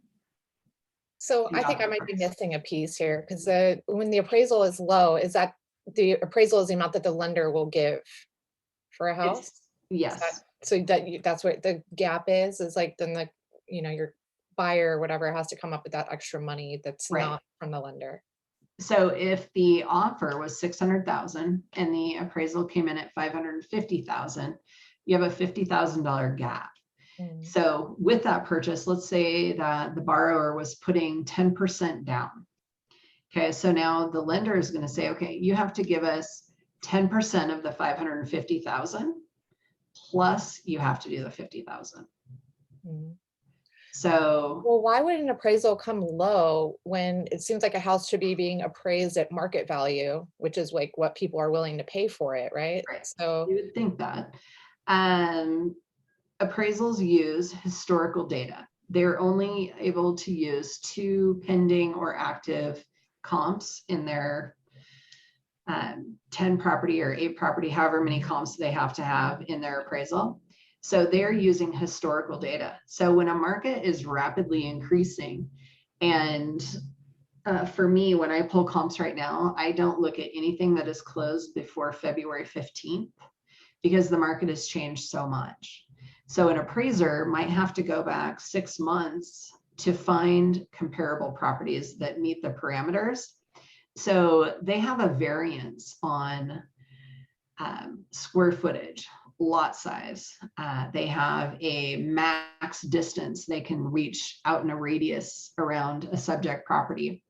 If it's a 3-bedroom, 2-bath split level home, they can only use split level home comps. It becomes very, very difficult. And as our market changes and we get to the short sales and foreclosures, you guys are going to have the opportunities to do CMAs, which is going to give you an inside look on how hard appraisers really do have it on unique properties, especially rural stuff or houses in town that don't fit in. So it's a tough one. And there are appraisers out there right now that I think they seriously want to like put their thumb on it and keep the market from creating that bubble. They don't want to see that. So there's a lot of appraisers out there that will not budge far at all from their sold comps. I get probably 5 calls a day from appraisers verifying sales prices, asking me what I think about the market.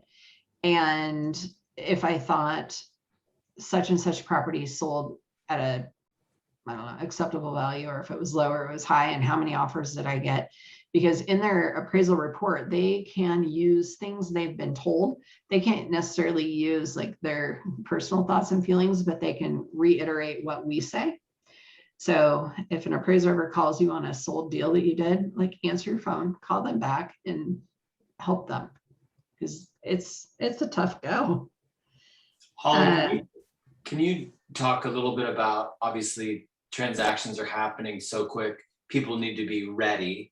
And you were saying having a lender partner, you know, that's on your team, because all these things are kind of happening right away. What is the ideal lender to have a relationship with? Is that like a mortgage banker that has access to different options and is available 7 days a week? Can you talk about that a little bit? Sure. So for me, I like lenders who have direct lines to underwriting and their own processors, and a mortgage banker, like you said, that has all these different programs and things available to them. They are going through middlemen. So let's say they say, oh, I've got this great program over here. Well, now they're dealing with one person, and then that one doesn't work out. So they jump to another program, and now they're working with a different one, and they're a middleman. I like Guild Mortgage, Prime Mortgage, Northwest, I don't remember what that one's called, Northwest Professional, or I like ones where they run their own team and they either portfolio their loans or they package and resell them, where they are not a middleman brokering. I do not like mortgage brokers. I like. Would Loan Depot be like a mortgage broker, or?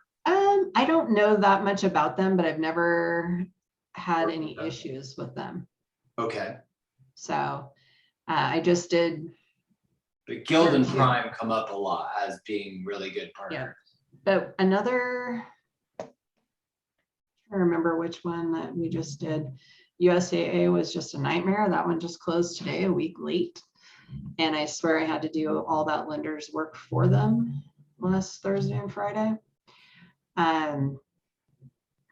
Loan Depot has been good, and I have had some really top local loan officers leave banks and go to Loan Depot. So I'm not too familiar with all their programs, just because I have my go-to lenders. Loan Depot isn't one of them, but if a lot of reputable lenders have gone there, that tells me they probably have really good programs and an underwriting staff that puts the deals together. Are they a mortgage banker, or are they like Guild and Prime? I think Loan Depot portfolios. Okay, which is desirable. It's a good thing. I see. So direct line to underwriting. They have their own processor. And then what's that? In-house processors. Okay. And what was there one other thing to? Oh, if they package their loans and resell them, okay, that's totally fine. What I don't want to deal with is a lender that just brokers and is a middleman, because you don't know what you're going to get. Right. It's like luck of the draw. Because I can tell you that Kathy at Guild Mortgage, she's a processor. I know they're underwriters. I have a pretty open line of communication. So if I have a problem borrower or a problem property, I can call them or send an email and say, here's what I've got going. What do you think about this? And get an answer back before I ever write an offer, get my client into a position where they could lose earnest money. So make friends with those people. Okay. When they're super annoying and they want to take you to lunch, go. Like, it's worth it. Cool. So I'm going to go back to the appraisal part, because something I've started doing, and I did today on the offer that just got accepted, is I waived the appraisal contingency, but I reserved the right to alter the down payment and the loan program. So I went in with a 20% conventional loan on this purchase, but I reserved the right to change it. So what I've said is, hey, we don't care what this house appraises for, we're going to buy it no matter what.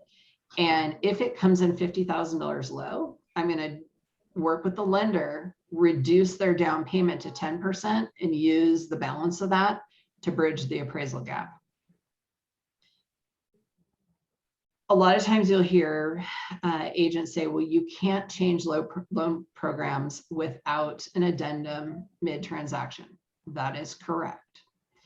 But I write it in where I am reserving the right to do that. And everybody agrees upfront, that's what they're going to do. And sometimes the agent feels like an idiot later because they agreed in the offer that we reserve the right to do that. Can you say that again? Reserve the right to alter down payment and loan program. These are coming out of my secret arsenal here, but it works. Employees, like I have a big glass door right in front of me so that I can see what's going on, but then they see me. I just turn on my little light. I have a little light over here that I turn on so that they know not to bug me. Cool. It's the red light. There's lots of activity in my office today along with contractors, so it's kind of fun. So does everybody understand what I mean by that? Like reserving the right to alter. And there might be a sexier way to say that. And you could ask a lender like how they would prefer it be written. But what I'm doing is just getting everybody to agree up front that I might change that from a 20% down loan to a 5% or a 10% or whatever I need to get it closed without their permission, because they've already agreed.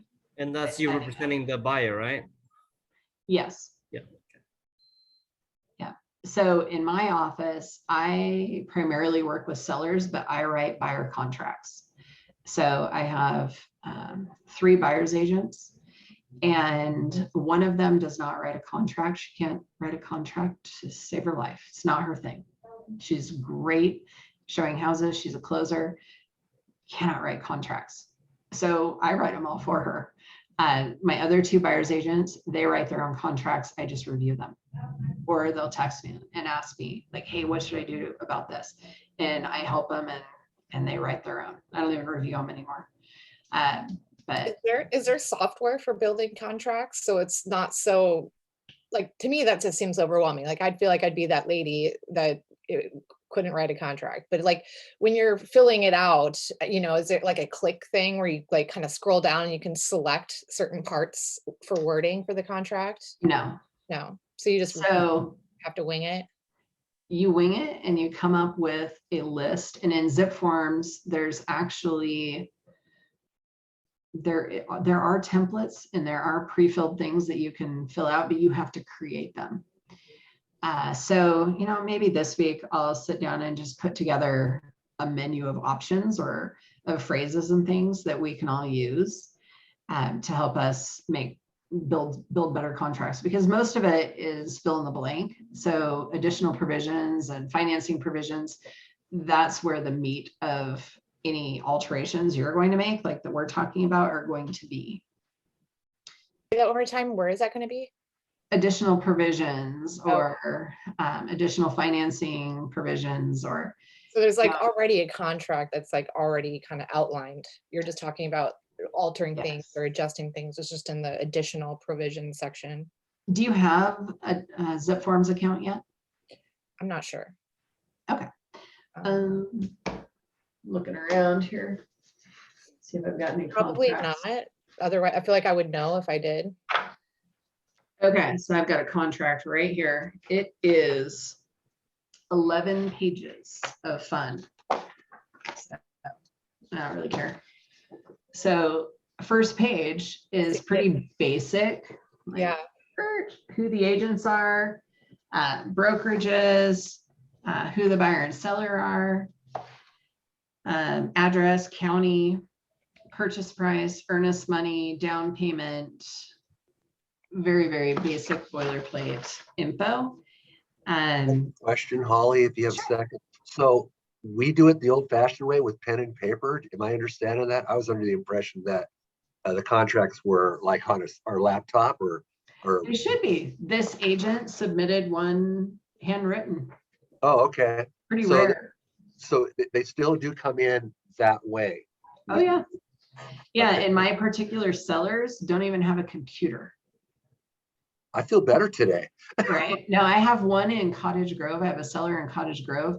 I am paying an agent there to drive paperwork to their house, get them to sign it, and then scan it back to me. Wow. Cannot get them to do a DocuSign. They don't even have a smartphone. So what makes them, how do they exist in this business? Because I'm struggling with technology, but I'm They're trying. 90 years old. Oh, okay. No, I'm not. Yeah, so no. So in the contract, I'm gonna go back to additional provisions.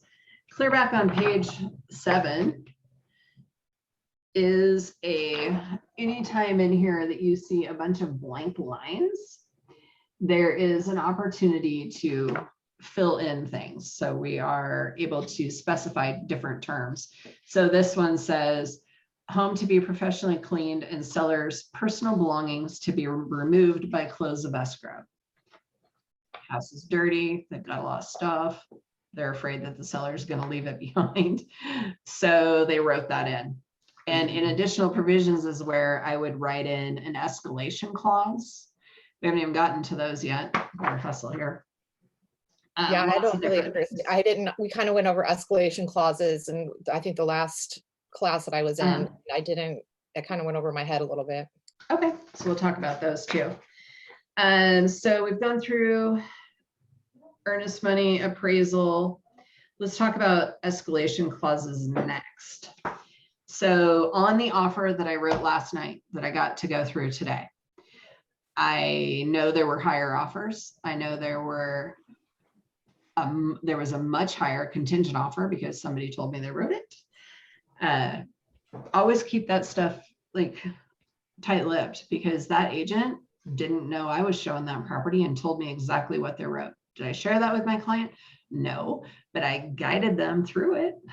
So an escalation clause allows you to make an offer at a lower price, yet not get beat out, I think is probably the easiest way to put it. So on the offer I wrote last night, I wrote it was $500,000 house. I wrote it for $505,000 with an escalation clause that capped at $526,000.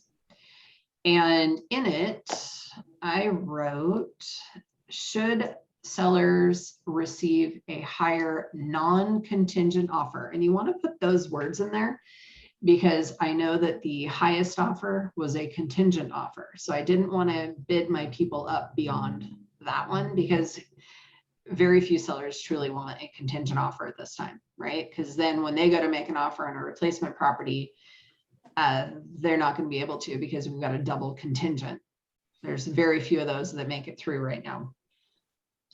So I wrote, should seller receive a higher non-contingent offer, buyer agrees to increase purchase price to $2,500 over that competing offer. Then I put copy of escalating offer to be given to buyer's agent for review and verification so that I am not just telling my buyer, oh yeah, she said she got an offer for $515, so we're going to have to pay $517.5 to get it. That doesn't really work. I want them to send it to me and they can cross everybody's names out. They can cross out the agent's name, the buyer's name, but I want to see every term. And I also put in that highest non-contingent competing offer net of all concessions. So if somebody came in at 515 with $10,000 in closing costs, the net offer is equal to mine at 505, right? Because that's what the seller is truly getting.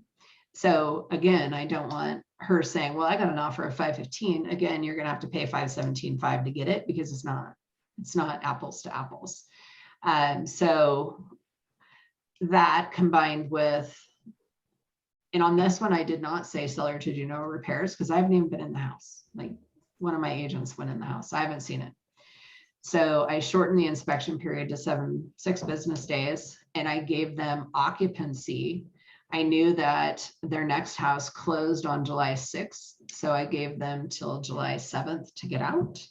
And then they came back to me asking if we would extend to July 12th. And of course I said yes. Because what's 5 more days at that point? And I gave them occupancy at no cost. And then go ahead. So will other brokers actually do that, or other realtors actually do something like that? If you don't write in, to send me over the other competing offer with the names blanked out? Can they, or will they? Well, yeah, will they? I would hate to think that somebody would be that dishonest to do that. I just always require it. If you want my people to come up, you need to prove it to me. And sometimes they just come back with a counter offer so that they don't have to. And then it becomes a matter of, does your client want it or not? But we can always negotiate with, sorry, there's a little party going on in my front room out here. So we can always use occupancy as well, because a lot of people that are moving on a local level from one house to another, they're doing a simultaneous close, and it's really difficult to be out of one house on one day without closing on the next. They could be stuck in a truck and homeless for a day or two, especially if you're doing a Friday closing.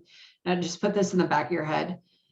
Whenever you're setting a close date, don't pick Fridays. Pick like Tuesday, Wednesday, do something like that in case you need a few more days, because most people pick weekends to move. So if we have an issue at the last minute and it's not going to close, and you've got a Friday at 5 closing deadline and they're set to move on Saturday, you're setting yourself up for a headache, because now you're going to have people and emotions, where if you just said, we're going to close it on a Tuesday and you have a day or two issue, it's not such a big deal. So just tuck that one away, make a note of that. Don't close things on Fridays, and you'll be a lot better off in the long run. Occupancy times. So if your client is doing a loan as a primary residence, a lender will only allow 59 days of occupancy after closing before your client moves into the house. So if you have a buyer and a seller, and the seller needs time to move out, just make sure that you're keeping that occupancy day within the 59 days after closing. So that doesn't mean 59 days after accepted offer, it's after closing. So you could end up with 90 days before your client moves into their new home. We're doing a lot of that here right now. And rent, cash for keys with renters to get them out early, etc. In the occupancy addendum, has everybody read one of those yet? No? Okay. Do it. Learn it, understand it. Because a lot of people will, if you are in a multiple offer situation, and the only difference is one offer comes with a week to move out and the other one wants you out Friday at 5, like which one are you more likely to take? Well, I want the flexibility of getting out just in case I have issues. And most sellers do. And always call and ask the agent, like, hey, what do your clients need for occupancy? Do they need occupancy after closing? Do they need, what do they need? Do they need somebody to move in early? I don't recommend it, but we do it every once in a while. there's options there. It's again, another avenue of negotiating and getting somebody to move in. So on this particular deal, I explained to the listing agent that my clients are moving from Wisconsin and that we wouldn't charge them any rent through the 12th if they would have it professionally cleaned, the house and the carpets. It's probably going to cost them $500 or $600, but that's cheaper than 3 weeks worth of rent at, you know, $100 a day or whatever. Somebody might charge them $50 a day, and they agreed to that. So I wrote that into the additional provisions of the occupancy addendum. I wrote that no compensation was due, that they could keep their pets. You know, I wasn't going to limit their family members. I wasn't going to charge them a deposit. They are required to get renter's insurance to cover their personal belongings.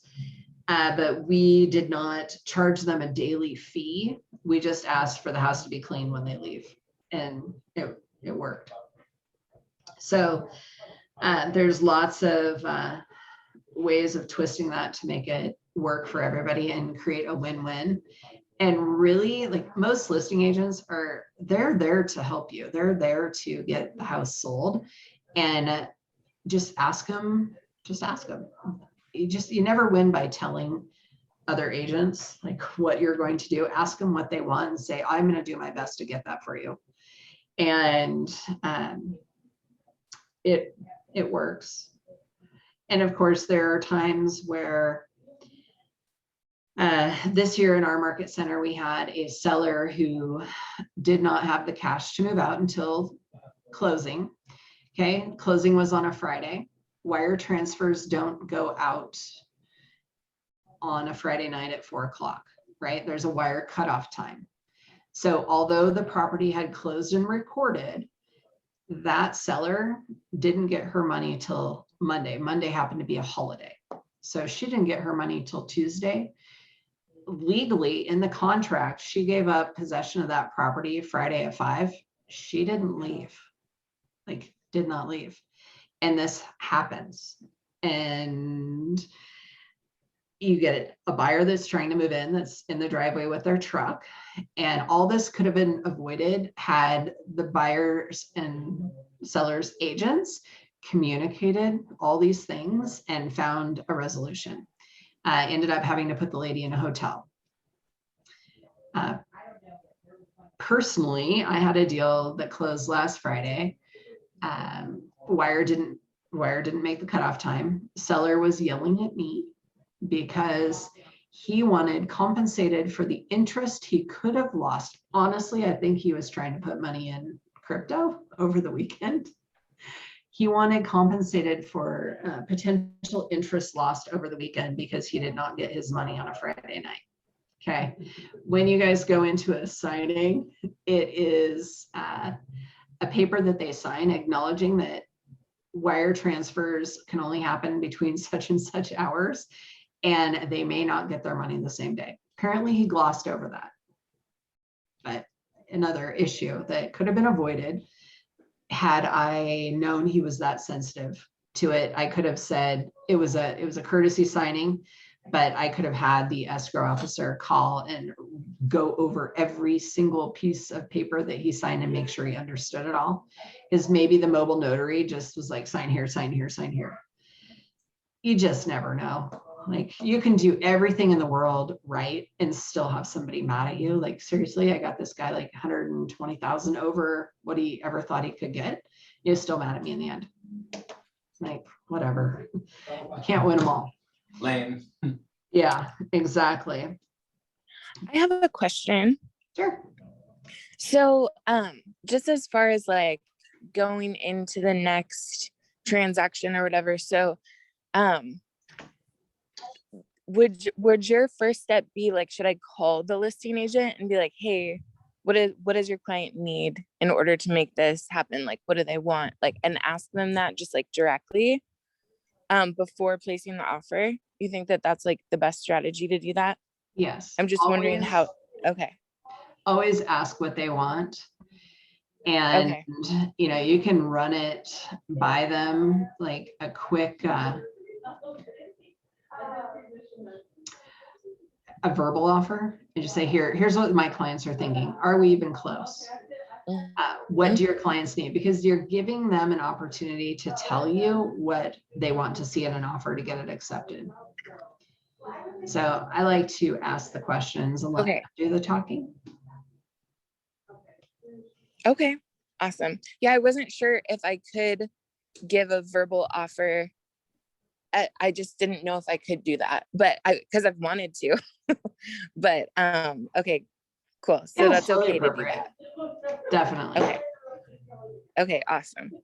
Thank you. What else we got? I think we've pretty much gone over everything. Somebody earlier talked about,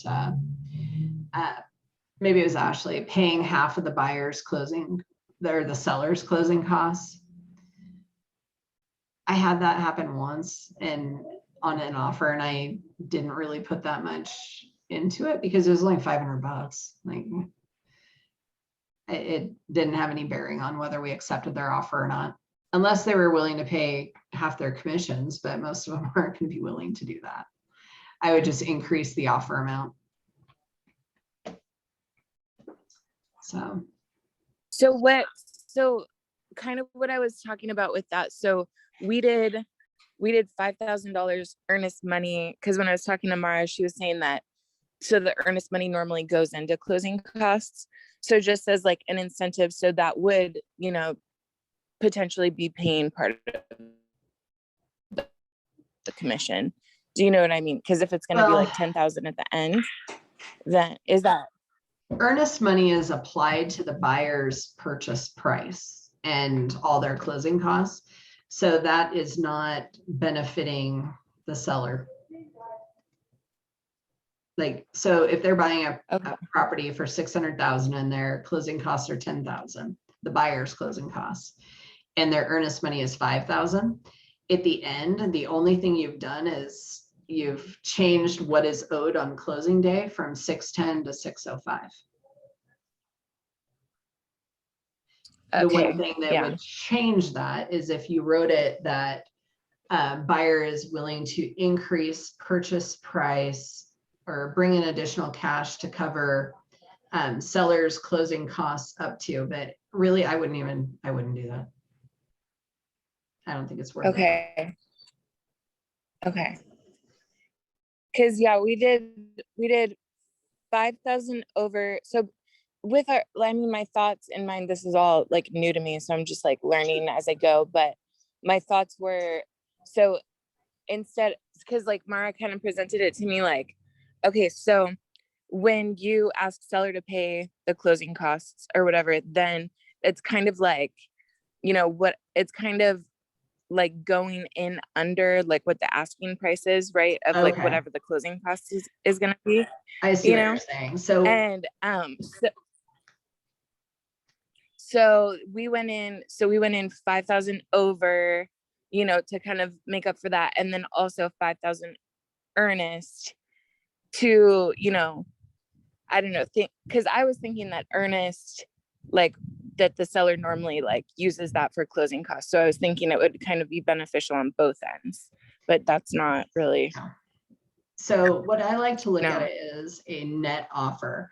So if your purchase price is 600,000, but you offer 605 and you ask for seller to cover $5,000 of buyer's closing costs, all that does is change the net offer to 600,000, even though on page 1 of the sales agreement, it says 605.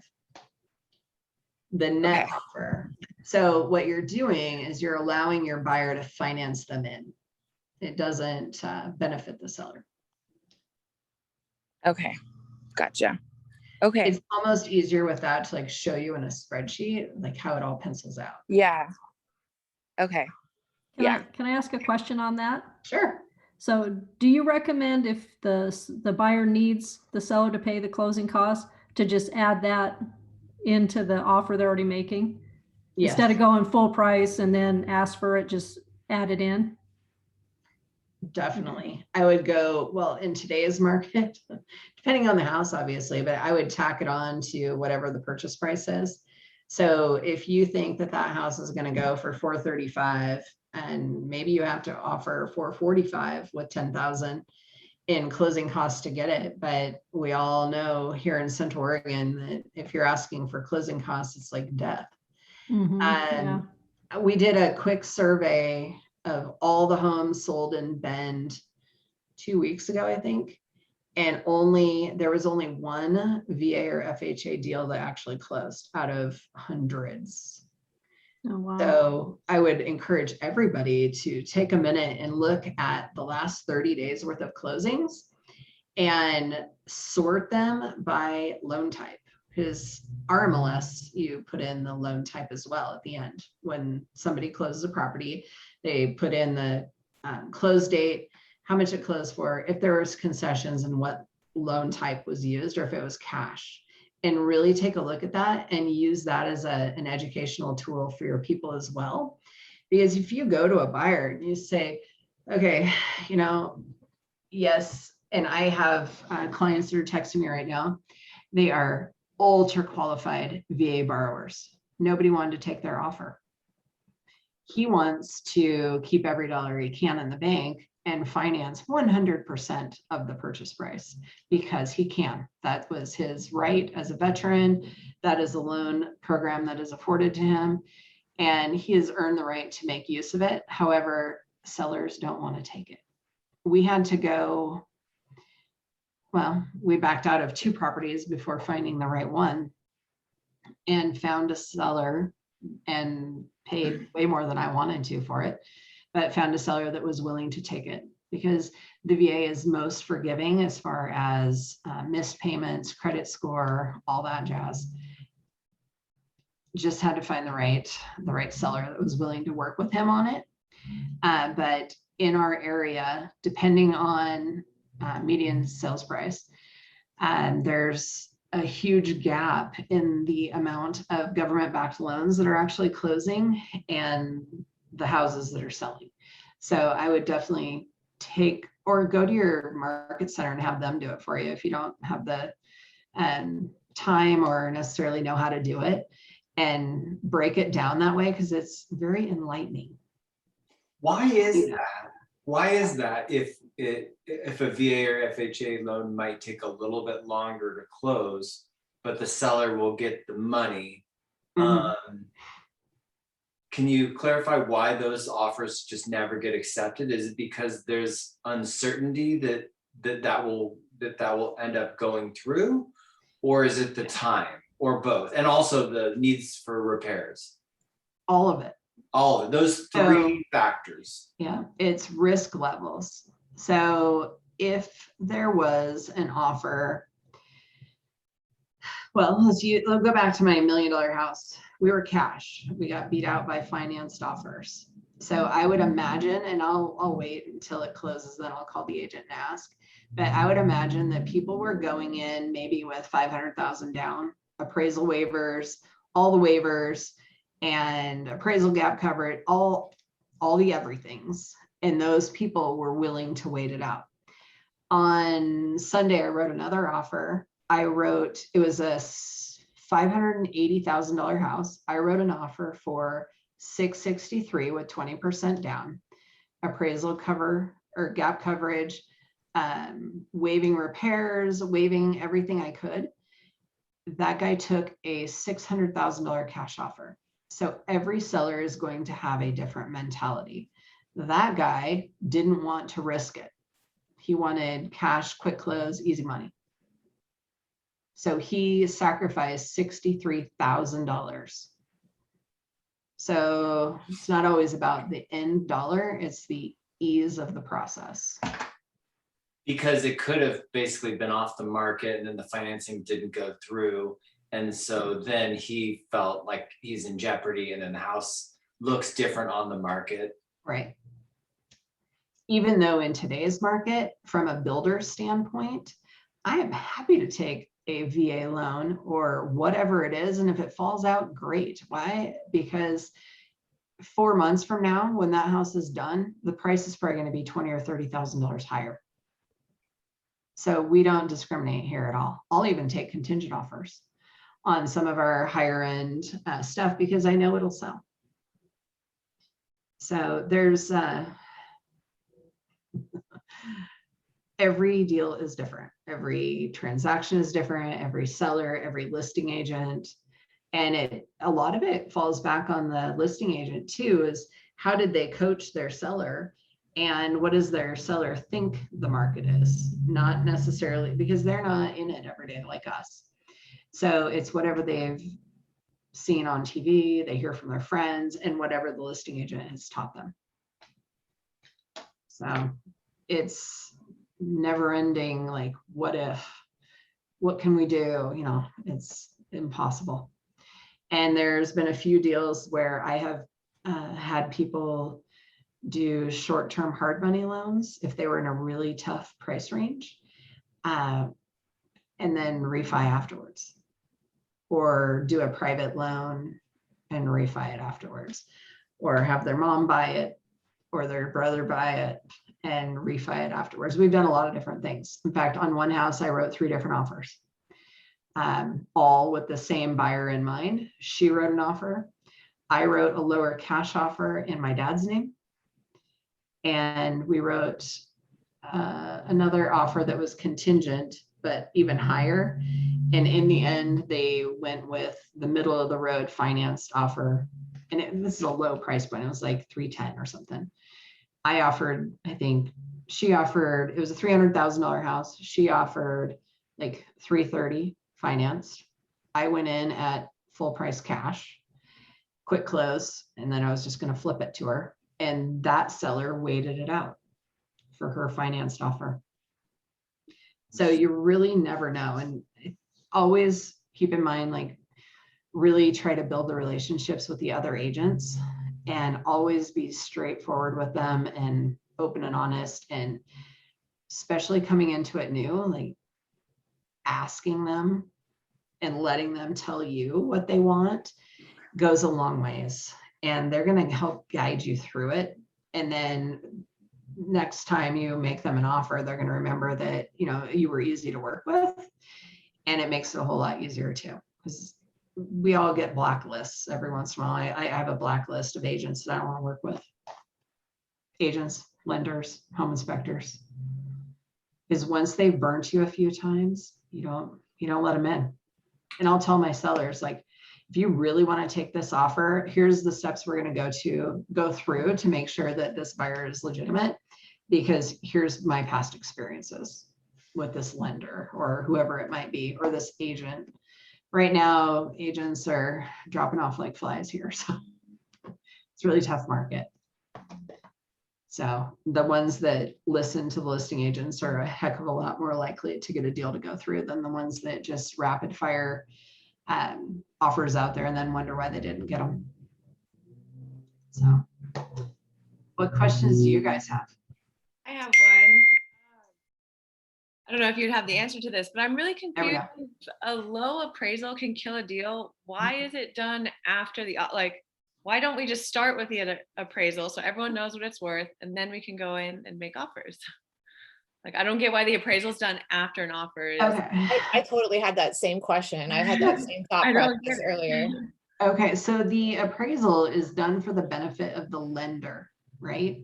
Mm-hmm. So if one appraiser goes out and does an appraisal, that's one opinion. And what if the lender doesn't like that appraiser? So each lender partners or contracts with an appraisal management company, and it's a totally blind, anonymous selection, right? So the appraisal management company, they might work with 10 different appraisers, and a lender can choose their appraisal management company, or AMC, and they can also remove appraisers from their appraiser pool. So if they've had 5 low appraisals from Nancy, they're going to say, we don't want Nancy in our appraiser pool anymore. They can blacklist Nancy, but of the 9 remaining, they don't get to choose. If a listing agent or a seller were choosing an appraisal or an appraiser to set a price, it's not neutral. They could put it wherever they want it. They could tell the appraiser where it needed to be. There's too many what ifs. So a lender chooses their appraisal or appraiser. And so you have to get an appraisal with every offer then, right? Not necessarily. If you have a strong enough borrower and so lenders have some automated systems. And if you have a super strong buyer, and let's say they're doing 20% down, there are opportunities for an appraisal waiver. One I just had closed today, it had an appraisal waiver with 20% down. And what that does is they assess a risk value with the borrower. So this borrower was great. And then they go out and they do they have some algorithm, just like Zillow creates a Zestimate. Each lender, they can plug in a property address and it gives them an automated value. Whether it's accurate or not, who knows? But that's up to them to decide. So on this particular property, the purchase price, I think, was $395. Strong borrower, they plug in the address, it spits it back and says, oh yeah, okay, we don't even need an appraisal on that one. They let it go. So we never had an appraisal on that one. Cash deals don't have to have an appraisal. You can ask for one, you can reserve the right to an appraisal, but it's not required. If somebody's putting 50% down, they're probably not going to do an appraisal. So is there typically, when you do get an appraisal, is there typically always a gap? No. Okay. I was just wondering like how common it is for the appraisal to come back low. Oh, it's not that often. But if you are in a market where it's rapidly changing, rapidly increasing, and there aren't the comps to support it, and you guys you'll learn to run CMAs, a current market analysis on a property, and you're pulling very similar comps to that, the appraiser will pull. And you'll know, like, if all of a sudden values in a certain townhome complex have jumped 50,000 and there's no comps to support it, you might have a low appraisal. With that, in your contract, if you think that there's going to be an appraisal issue, you can extend your inspection period and you can change it in the additional provisions and just say inspection period to begin upon receipt of acceptable appraisal. Because again, we're trying to protect our clients' money, and a home inspection averages like $425 right now. And an appraisal is another $800 plus. So you can switch that around in some situations. It's not the way to win necessarily, but if you're not competing against anybody and everybody agrees that a property might have an appraisal issue, you can switch it around. You can switch that order. I've done it, not for a while, but I've done it. Have you had luck fighting an appraisal? Yes, I have. Yeah. I've done probably 3 rebuttals this year, and I've won 2 of those 3. One of them, it was the Eagle Crest one, they refused. Or no, they did adjust it, but not enough. We still backed out. And then a day or 2 later, the seller came back and wanted to make a deal, and my buyers just decided they were done fighting. But yeah, appraisal rebuttals are not easy. They're not fun. And you don't want to do those necessarily more than you have to, especially with the same appraiser over and over again, or they're going to remember every time they see your name, what a pain you were, how you caused them more work, and not play so nice. Yeah. Even though they're not supposed to do that, they do. What else do you guys want to talk about? How do you pay for the appraisal and the what was the other thing that you home inspection? Yeah. Does that come out of earnest money or like? No. So a home inspection is paid out of pocket by the buyer. Okay. Unless a lender has agreed to wrap that into their closing costs, but most likely the home inspector doesn't want to wait 30 days to get paid. And what if that house didn't close and they never got paid? So that's an out-of-pocket expense. And you always, when you're meeting with your buyers for the first time, I like to go over what their out-of-pocket expenses are going to be and make sure they're ready. So that includes earnest money, inspection. Some lenders will wrap the appraisal costs into their closing fees.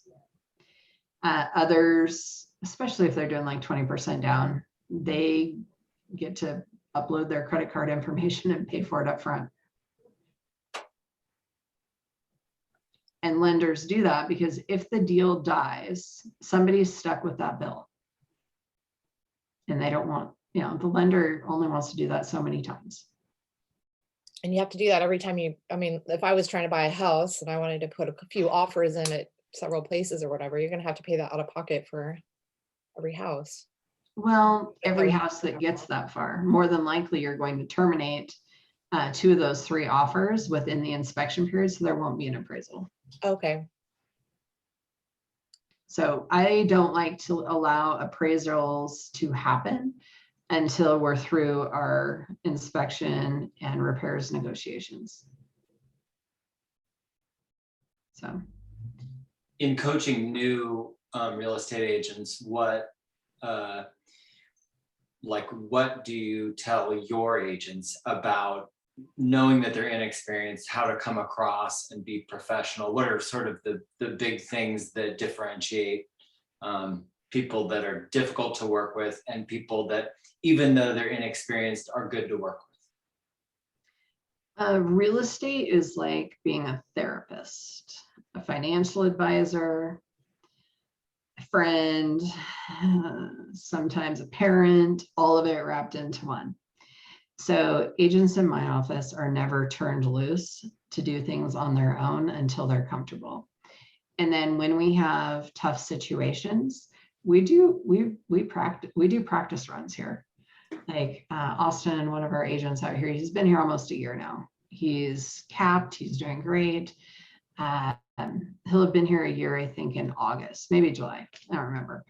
But whenever he has a tough one, he knows himself well enough to be like, hey, I need to do practice runs on this.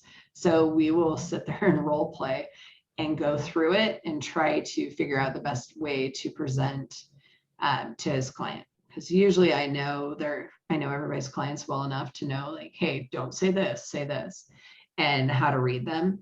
And we've had great success in that. Like we just do practice runs, and they know if they're out showing a house and they have an issue, they just text me and I respond. That's probably one of the biggest things with being on a team is you have somebody who has a vested interest in you, and they are here to help you and guide you through it and make sure they close the deal. So are any of you guys on teams, or are y'all independent? Independent. Right now, independent. Everybody. I'm not really sure. To be honest, I still have to I have to meet with Mara and kind of talk over because I need to get a list of the people that are in our call center, and I'm still trying to connect all the dots. But how do you join a team if you want to be on a team? Go to the team leader and talk to them. And I don't know. So I started as an independent agent and I was never on a team, but I see the benefits of it. And I think I started the team environment maybe 7 years ago because I was doing way too many deals by myself, like 6 to 8 a month solo. And it was just too much. I couldn't do it anymore. So I made the jump. I invested $100,000 into systems and everything and said, well, I sink or I swim. And I did great. I mean, obviously I'm still here. Our team morphs annually almost. There's always change and change with the market. And we've added a dialer, we've added a runner this year, and I've cut my buyer's agents in half.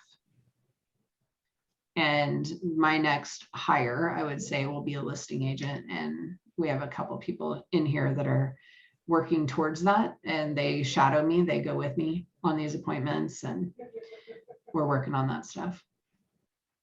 But as an independent agent, every market center is going to have somebody that maybe has been there a long time, doesn't want to do a million deals, and is going to be there to help you. And then there's mentorship programs. I think maybe it is Mara's team. They have a training program. They're going to, do a commission split with you on your first however many deals and then turn you loose. But you're going to be learning forever. So, I mean, I learn all the time. So is the mentorship program a part of being on a team, or do you get mentorship even if you're an individual agent? And so Mara's training program has mentorships in it. Being on a team, you are in a team. So everybody's helping one another and working together. Just a different way of doing business. Okay. So, here, they might not do their transaction management, like somebody in our office would do it. Or my buyer's agents do not do listings. I do not split their attention that way. It doesn't work. I've done it in the past, it didn't work. So we have, the listing side and the buyer side is very separate. So we have a team of people that works with buyers, and then I have myself, a marketing person, and an admin that handle the listing side. So it just depends. Everybody's different. Everybody's goals are different too. Because you as an independent agent, you might be happy doing one deal a month or one deal every 2 months. It's still a good income. Our team does 20, 30 a month. It's very different, but there's a high cost of doing business with that as well, just in marketing. Just photography bill is many, many thousands a month. So when you are working with a team, is there like one particular person maybe that has the job for like lead generation, or is that still something that everyone is doing every day? Depends on the team. Okay. On my team, we have a marketing person, we have a dialer that dials our database, and inbound leads that our website brings in. Our website, Zillow, Realtor.com, all those different sources bring in about 10 buyers a day, and we have no houses to sell them. So I'm trying to taper back on marketing for buyers right now and putting more on the listing side.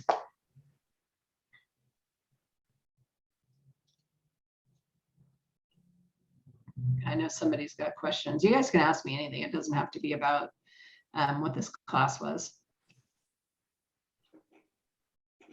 Going back to price analyzing places, of course, we didn't ever talk about tax assessors, but so who pays for the CMA?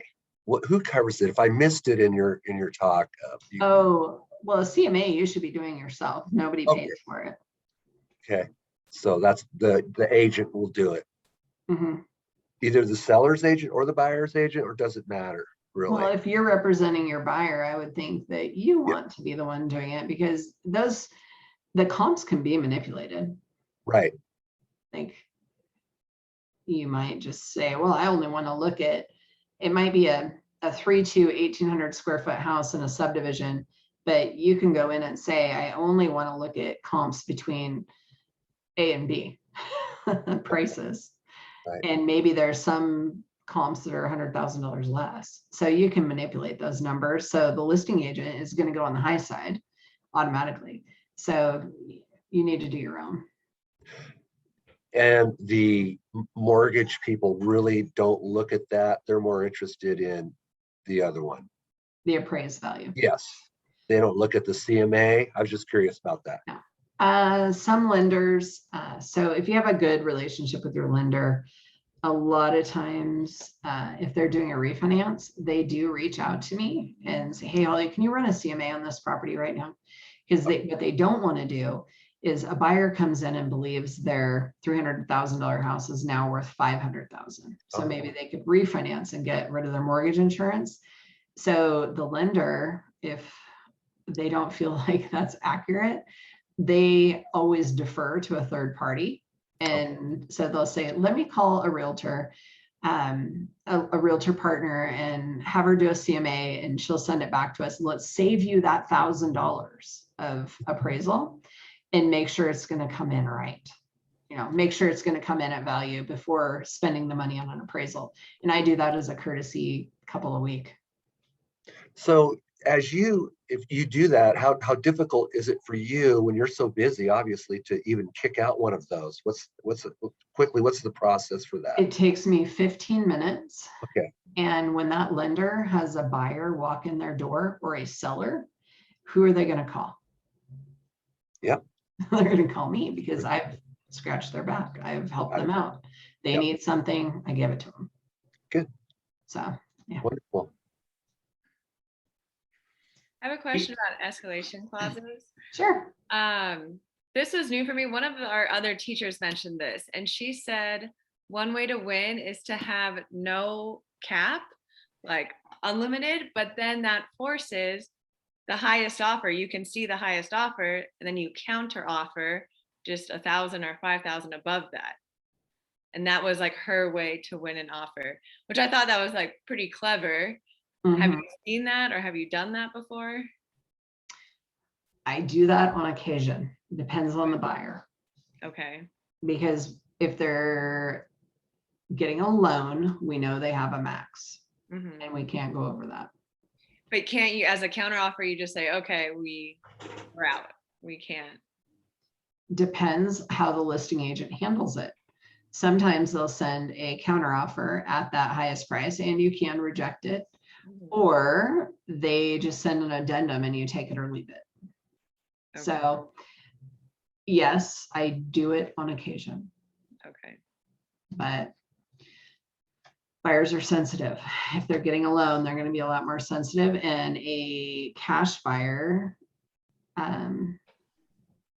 they're limited to what they have. And then a lot of them are just like, I'm not going to play this game. I'm not going to spend any more than X. Yeah. But yes, you can do that. Do I advise it all the time? No, but some buyers you can do it and it's fine.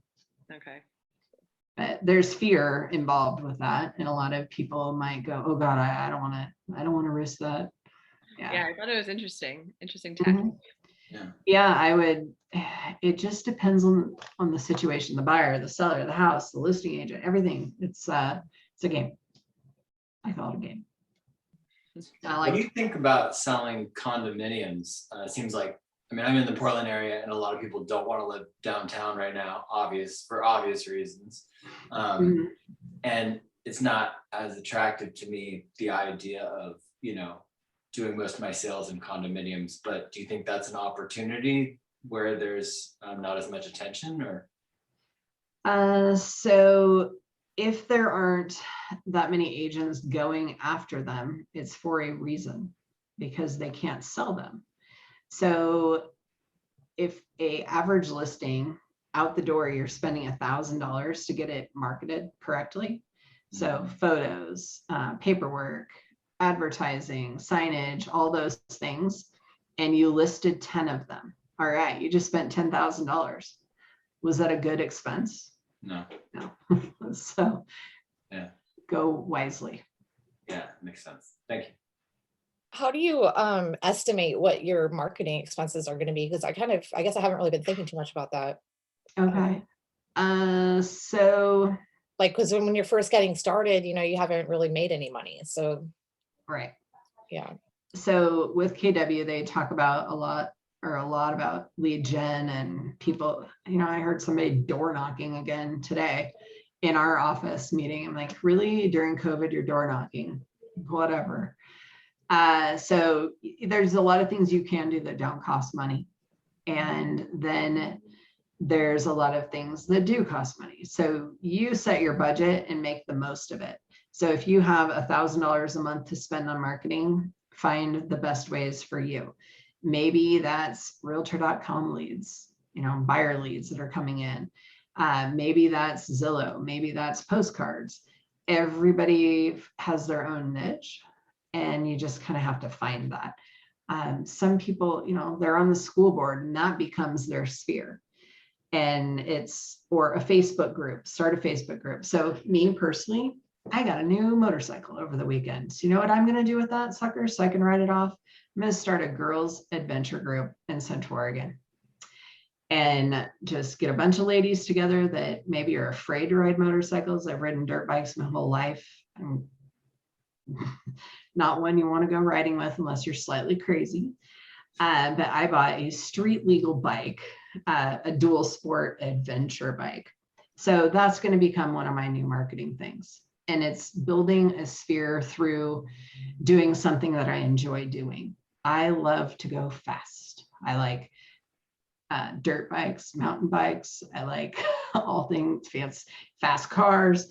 I like things that go fast, like adrenaline. I'm a very, very aggressive person naturally. So that's what I steer towards. Those are my people. If somebody sits at home and reads books all the time, find a book group. Those aren't my people. Those can be your people. Right. But everybody attracts their tribe, and you have to just build it. Yeah, I guess, because I mean, I know you have to spend money a little bit for the marketing. I guess what I was talking about specifically was like if you get a listing, because you were talking about the money sure. you have to put forward to help out your client. So with a listing, your first expense, besides doing paperwork, which can be virtually nothing, a sign that is going to be probably I would say $200 expense by the time you buy a sign, have it made. Or maybe your market center provides signage. Ours doesn't. I have my own signs that are specific to me. And then I pay a installation company, I think $110 to install and remove after closing. And then you've got a lockbox. I think those are $120 maybe. I don't remember. I have a lot of them. So RMLS boxes are like $125. I think you can look on the RMLS site, and I think at the office, if you call in there, they have lock boxes for sale. So let's just call that $150. And then photos over there. Photos are probably $3. Have any of you guys done listings yet? No. Here they range from $250 to $400. And then if you do drone photos too, I would add another $100 onto that. If you're going to add video to your listing, and obviously it depends on the market segment. If it's a cracker box house in a neighborhood that there's really nothing to showcase, it's probably not worth you paying for a fabulous video, because that video that might cost you $300-400. You can take one with your cell phone, doing a quick video walkthrough and talk, about the home and post it on YouTube if you really think it's going to do that much good. So photos, video, and then we can do paid social media advertising. Of course, you can post it on your personal page or your team page or whatever it might be, and you can share it and put it on haves and wants and masters in real estate. I can't remember all the different pages, and you can post it on Facebook and the marketplace and Craigslist and all these things, and a lot of them are free. But if you're trying to get clients out of marketing this house, you're trying to sell it, of course, but you're trying to get clients out of it as well. You might do a paid Facebook ad, and you set the budget on that and how many days it runs. We typically average, I think, $100 on the first 3 days. So one that we did photos of today, we'll start a Facebook ad tonight and run it through Saturday. You said that's today. What is today? Wednesday? So Wednesday. You said 3 days and it's $100, and then you don't do it again after that? Well, you could put a $200 budget on it. You could put a $500 budget on it, but I just stick with 100 usually. That's enough. But I mean, you only do that once. Well, right now, if I've priced it right, it will be pending after the weekend. So it doesn't do me any good to advertise it. The budget determines how many people it reaches, or? Correct. Yeah. I'm familiar a little bit with Facebook ads. I've done it before. I also am kind of a graphic designer. So I realize, if I was to get busy with real estate, I probably would not want to take my own photos, even though I'm adept at it probably, just for the time factor. But getting started, I mean, is it hard to take? I mean, I have a professional camera. I mean, I have like kind of an eye for stuff like that. I mean, do you think, I guess I could look at what other people's. You know what photos look I would do? I would say Just take money a up. listing that someone else has done professional photos of Yeah. and ask them, hey, can I go in and take pictures of this house for practice? Yeah, that's a great idea. And then compare and say, okay, well, somebody that does this every day might be worth the $300 or whatever it is, Right. and pay them to do it. Or you might be like, well, mine are good enough for now. Yeah. But when you're trying to win a listing, it comes down to quality a lot of times. Quality of the market pieces. Who does like the interior, like in a house, to make it photo worthy? Do you know what I mean? Like when the clients are like cleaning it up and making it look nice. Do they professionally get somebody in there to make it look like a photo studio? Or? That depends. Okay, so most of the photographers have a instruction sheet on how to prepare your house for photos. Okay. I personally have someone that goes in and stages, or if that person isn't available, Kelly, my marketing girl that goes to all the photo shoots, she goes in and cleans the houses up, hides things. She'll take everything off of a countertop and put it on the floor where it's not going to show in photos, and then put it back. It's our responsibility to make sure that the house is ready for photos. Sometimes it's super easy and you get a client who is a perfectionist, and that's when you're very, very thankful. And then other times it looks like you've walked in and a bomb went off and you spend time. Always show up early for photos, because you never know what you're walking in on. Everyone lives differently. As a listing agent, do you pay for a percentage of what you think in terms of to market the house? Like, are you paying $1,000 for photos and video and maybe a little bit of staging? Is that come out of your budget, or is that negotiated? Right now, with so many people doing discount listings just to get listings, 15% of every, let's say 2.5% commission is going to be spent on marketing a house. 15% off the top. I see. And the agents that don't do that, they don't get many listings. I see. And you'll see, I mean, I saw, it was probably an $800,000 house the other day with cell phone pictures, and they were horrible. Like, no wonder this house didn't sell. Yeah. But good old, sometimes you have Joe Blow down the road that only uses his best friend Fred to list his houses, and people just, everybody has different expectations. But normally it would be 15% of whatever the commission. That's what you can expect. I see. That makes sense. Thank you. Do you really need to advertise houses that much right now where you're at? Because in Salem, where I'm at, slap a sign down and sale pending in less than a week. It just, have you just kind of altered your marketing budget a little bit? Okay. Well, it is altered because we don't have the duration of advertising.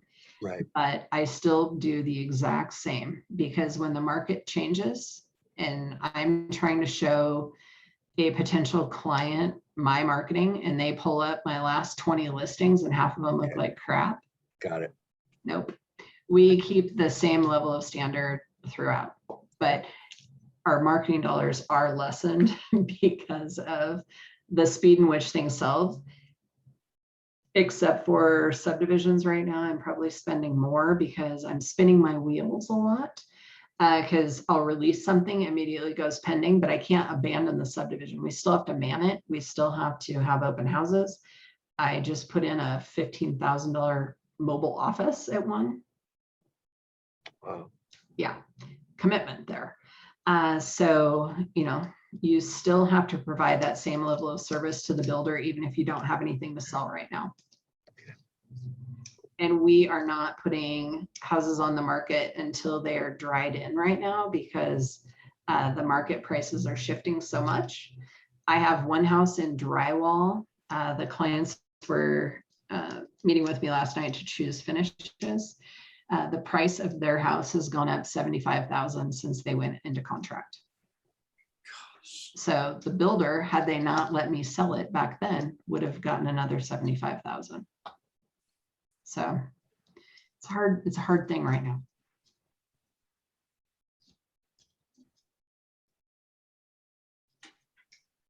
Do you mind putting your contact information in the chat so that? Oh no, I can do that. And you That's guys great. can Google me. We're everywhere.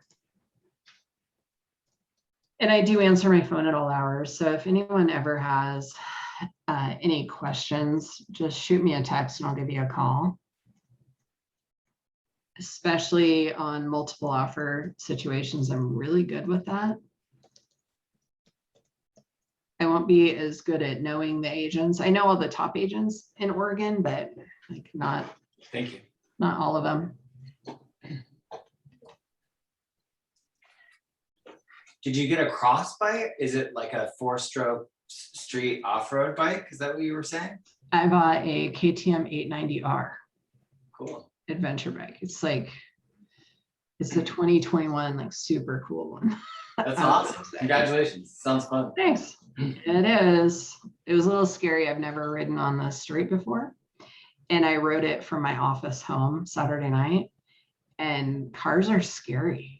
Like you feel very small. Like, but I'm sure I'll get used to it. I'm going to the Dalles Saturday to do endorsement school. Cool. So that I can be legal. Cool. But it should be interesting. I'm going to write up to a couple listings on it, see how I do. Some clients will love it. Some will be like, what is she doing? But it'll be fun. No other questions?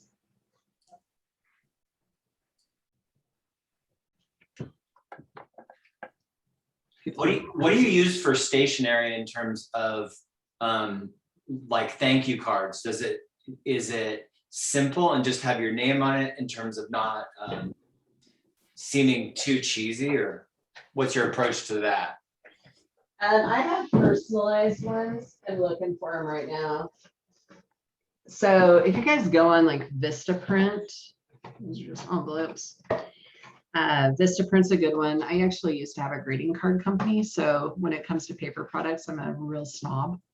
Like paper is important, like no shiny finishes, always matte. So that you can write on them and they don't show fingerprints. What are these? Oh, here's some. So we have like personalized thank you cards, anniversary of your house cards, and I have just these little note cards. Cool. From the desk of.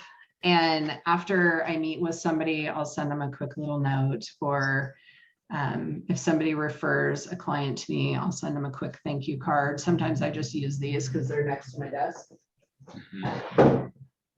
We do a lot of different stuff, but when I had the greeting card company, we actually did all the client communication products for EB Holiday Realtors in Texas. So we did all of theirs. There were really cool custom cards. I still have some somewhere that I keep as examples. And her cards, that company's cards always had a front door on them. They were really cool. And we did custom art for them. I'm not an artist, but my partner was. She's a realtor now too. We got totally burnt out on cards. So, do you like realtor business cards that have a picture of the person, or do you think that's cheesy? What's your attitude? I think your mugshot should be everywhere. I do not put my face on signs because it's a really good opportunity for somebody to put like a mustache and devil horns and all that, like graffiti. So I don't believe in putting them on signs, but business cards for sure. Actually got a listing last year because I had shown their house, they saw my card, and I was at a pub somewhere and they recognized me. Their house hadn't sold. Maybe it was 2 years ago, but it worked. But you know, everybody, it's a very personable thing. They know what you look like. You've given up that little piece of anonymity to them. And I think it's important to be on a personal level. So I would put my photo on there every day. Not a 20-year-old photo like you see some of the agents doing. Totally. Like, keep it current, keep it real. And look. And matte finishes so people can write on it. Is that what you said? Yes. So, even the picture ones?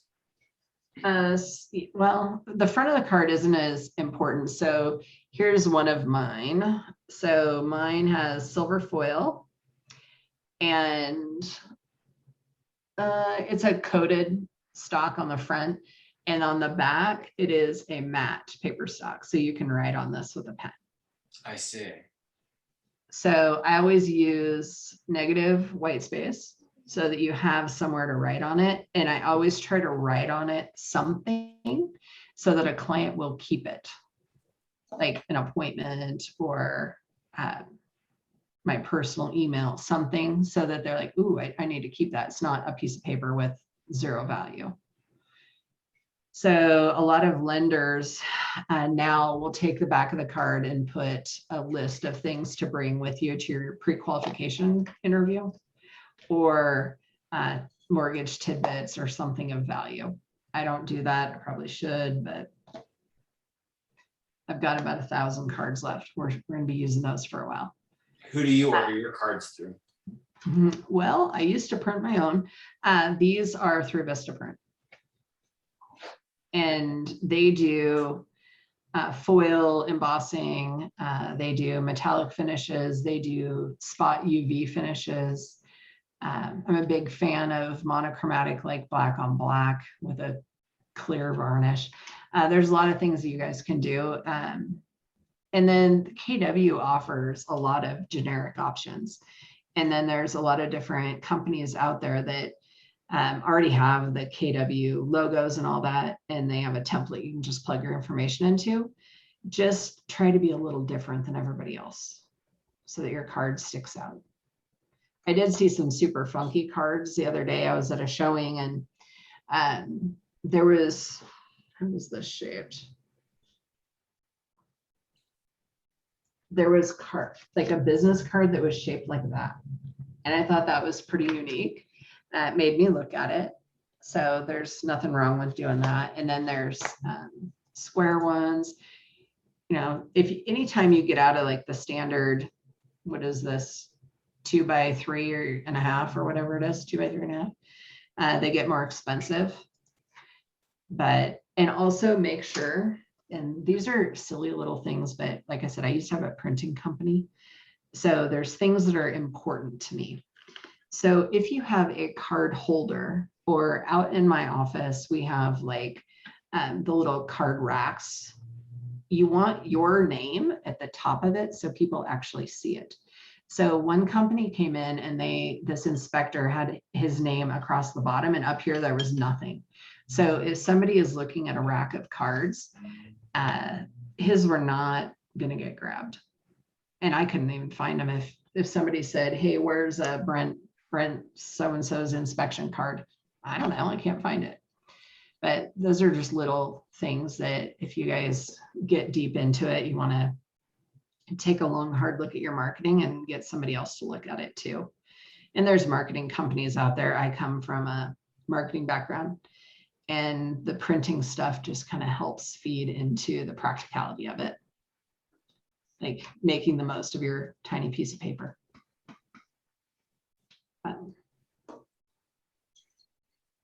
What else do you have? So really I just helpful. have, I know. Sorry. Oh, sorry. I didn't mean to interrupt you. I was just saying thank you to Holly for your time and just everything, all the information that you've given us today. Appreciate it. Oh, you're very welcome. Ashley, did you have a question? I know this has been a great. I did, and I mean, basically the entire class has been about this. But because right now I'm specifically working with these VA buyers, you know, and we'll hear about the offer tonight. We'll see what happens.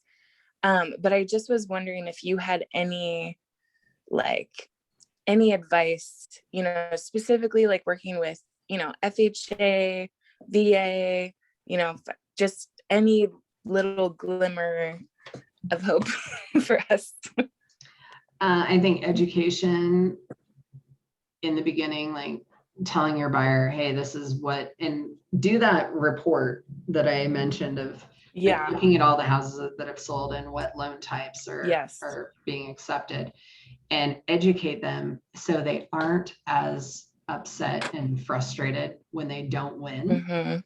So set that up using facts, not your opinion. Use the facts that are available to us in the MLS to create a report that shows them what their odds are of just getting accepted. And then, you can write letters. So I was reading on Inman, I believe, accepting letters is a violation of the Fair Housing Act. But I'm just going to do it until I get slapped for it.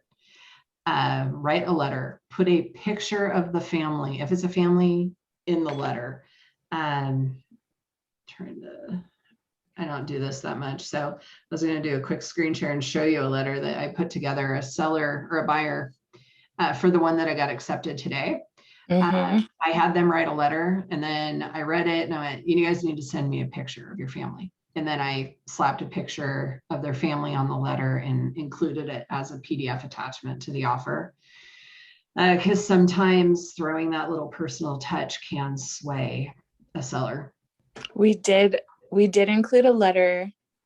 And I was wondering with that, I hope they're such a sweet little family. So I think it'll work in their favor. I'm like, I guess if anybody was not into the military, do you know what I mean? Maybe it would work against them, but it's them, I don't know.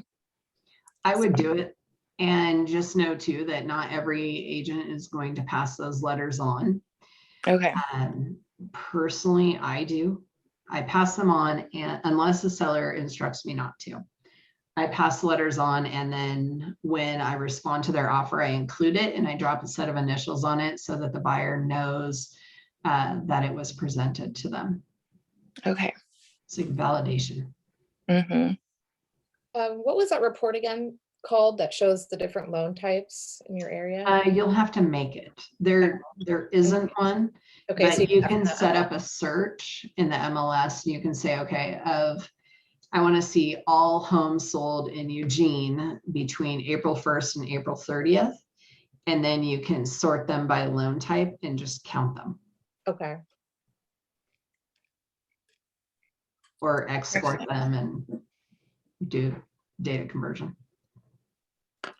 And I also just wanted to say thank you so much. I really, really enjoyed this class.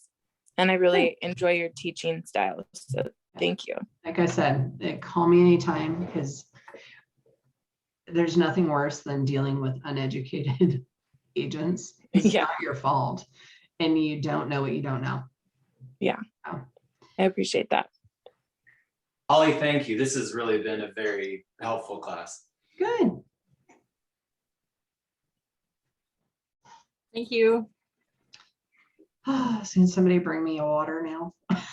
Thank you, Holly. Can I throw one last one at you? Oh, sure. What advice do you have for a switching career person of his entire adult life, trying to learn so much at one time, technology and everything?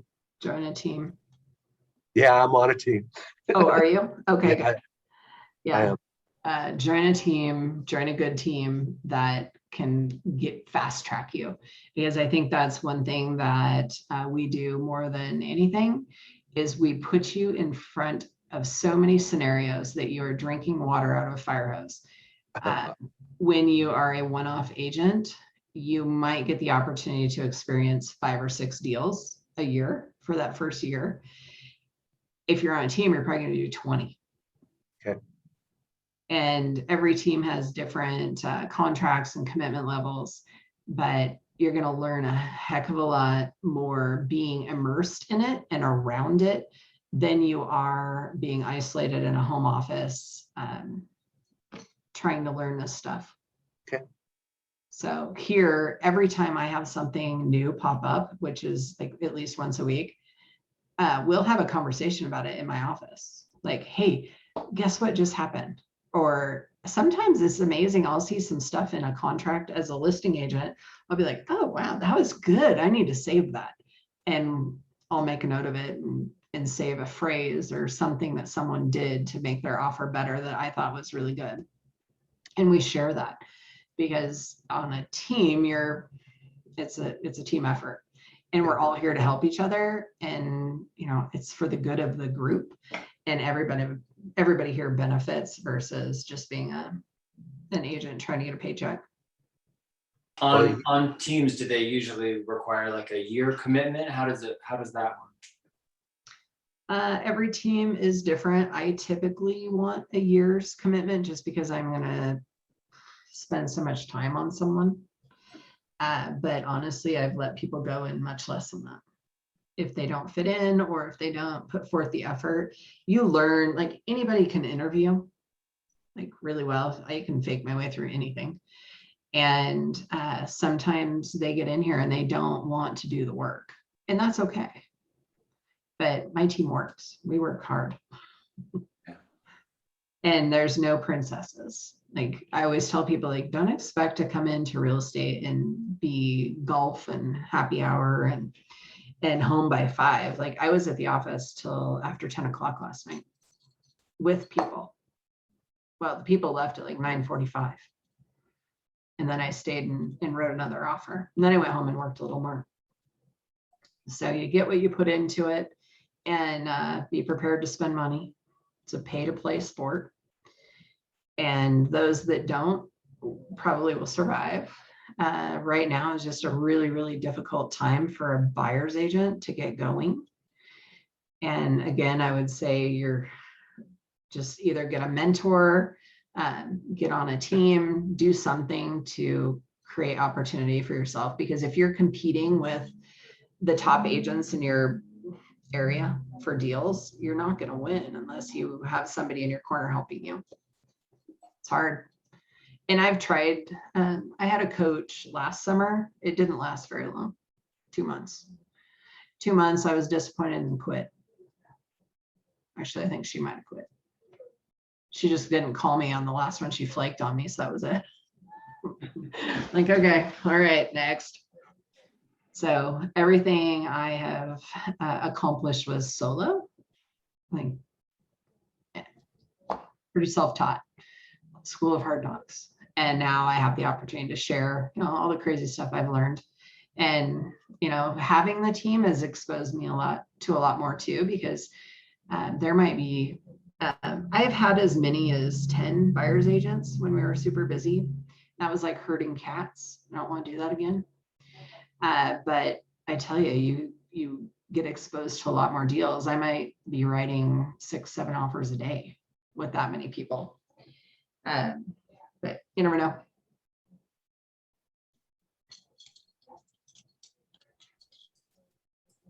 I need to talk with somebody about, and maybe a mentor would be good for this, because I actually have a small business grant. And in order to access that, I have to spell out how the expenses are, you know what I mean? And I have a window of time to spend it. It's actually technically, I think 6 months from when I go to cash it in or something. So but I was hoping that it would be enough for like a whole year's worth of expenses. So I don't exactly know how I'm going to work it all out, because like I want to be able to spend it beyond just the 6 months. Like, do you know what I mean? Mm-hmm. So if I identify what I'm going to be using it for, so I basically have to write out like an expense sheet type of a deal. Car. I have a car. Right. But still, yeah. I would count mileage in there. So you're gonna have mileage, you're gonna have entertainment. That entertainment can be used as marketing, just like my new dirt bag. That's gonna be a marketing tool. So I'm gonna write that sucker off. And I'm, you know, if you prove that you are getting clients by, you know, getting a group of people together and going on a hike, and maybe you sponsored a raft or did something like that, those can be expenses. Business cards, marketing, anything you can get a receipt for, Yeah. Yeah, I mean, because I wanted to use some of it maybe for like Facebook ads or something like Oh, yeah. that. It's like I haven't necessarily got the listing yet, you know what I mean? So it's like I just want to have it like on reserve. I don't know. I need to talk to the person that's in charge of this business grant to Definitely. a little more, but Is I it definitely- just for new businesses? Yeah, I have actually established business already. So when I had went through the program, it doesn't have to be just for new businesses. They're actually, it's not available anymore to use for a small business. It's because it was also an option for people to use to come up with a down payment as a home buyer. Mhm. And to buy a car and to go to school. I think those are the options that you could use it for. If you ever want to look into it, it's called an IDA, and it's available through nonprofit organizations all throughout Oregon. In the Eugene area, it's offered through this company called Nedco, but they just changed the name. It's not Nedco anymore. But the money is basically coming from businesses in Oregon. They put it into this account and it's a tax write-off for them. It's to help stimulate the economy or the local communities. But they do have this matching program where you save. It used to be they would match you $3 for every dollar that you save up to like $2,000. But now it's $5 for every dollar you save up to $1,200. Wow. COVID, so they've changed it like a little bit, but it's a useful thing. It takes a while to get through it. It was something I did about 3 years ago, and then it happened. The timeline worked for me with the real estate thing. So, anyways, I guess are we done? I think so. Anybody have anything else? You're very interesting. Thank you. Oh, you're welcome. Well, thank you so much. I'm gonna log off. I hope you have a wonderful day. Sounds good. You too. Thank you. Thanks very much. I think this is our admin. Do you need me for anything? Oh, no, I was just making sure everything was okay. Okay. Sounds Yeah. good. All right. Have a great day. Thank you so much.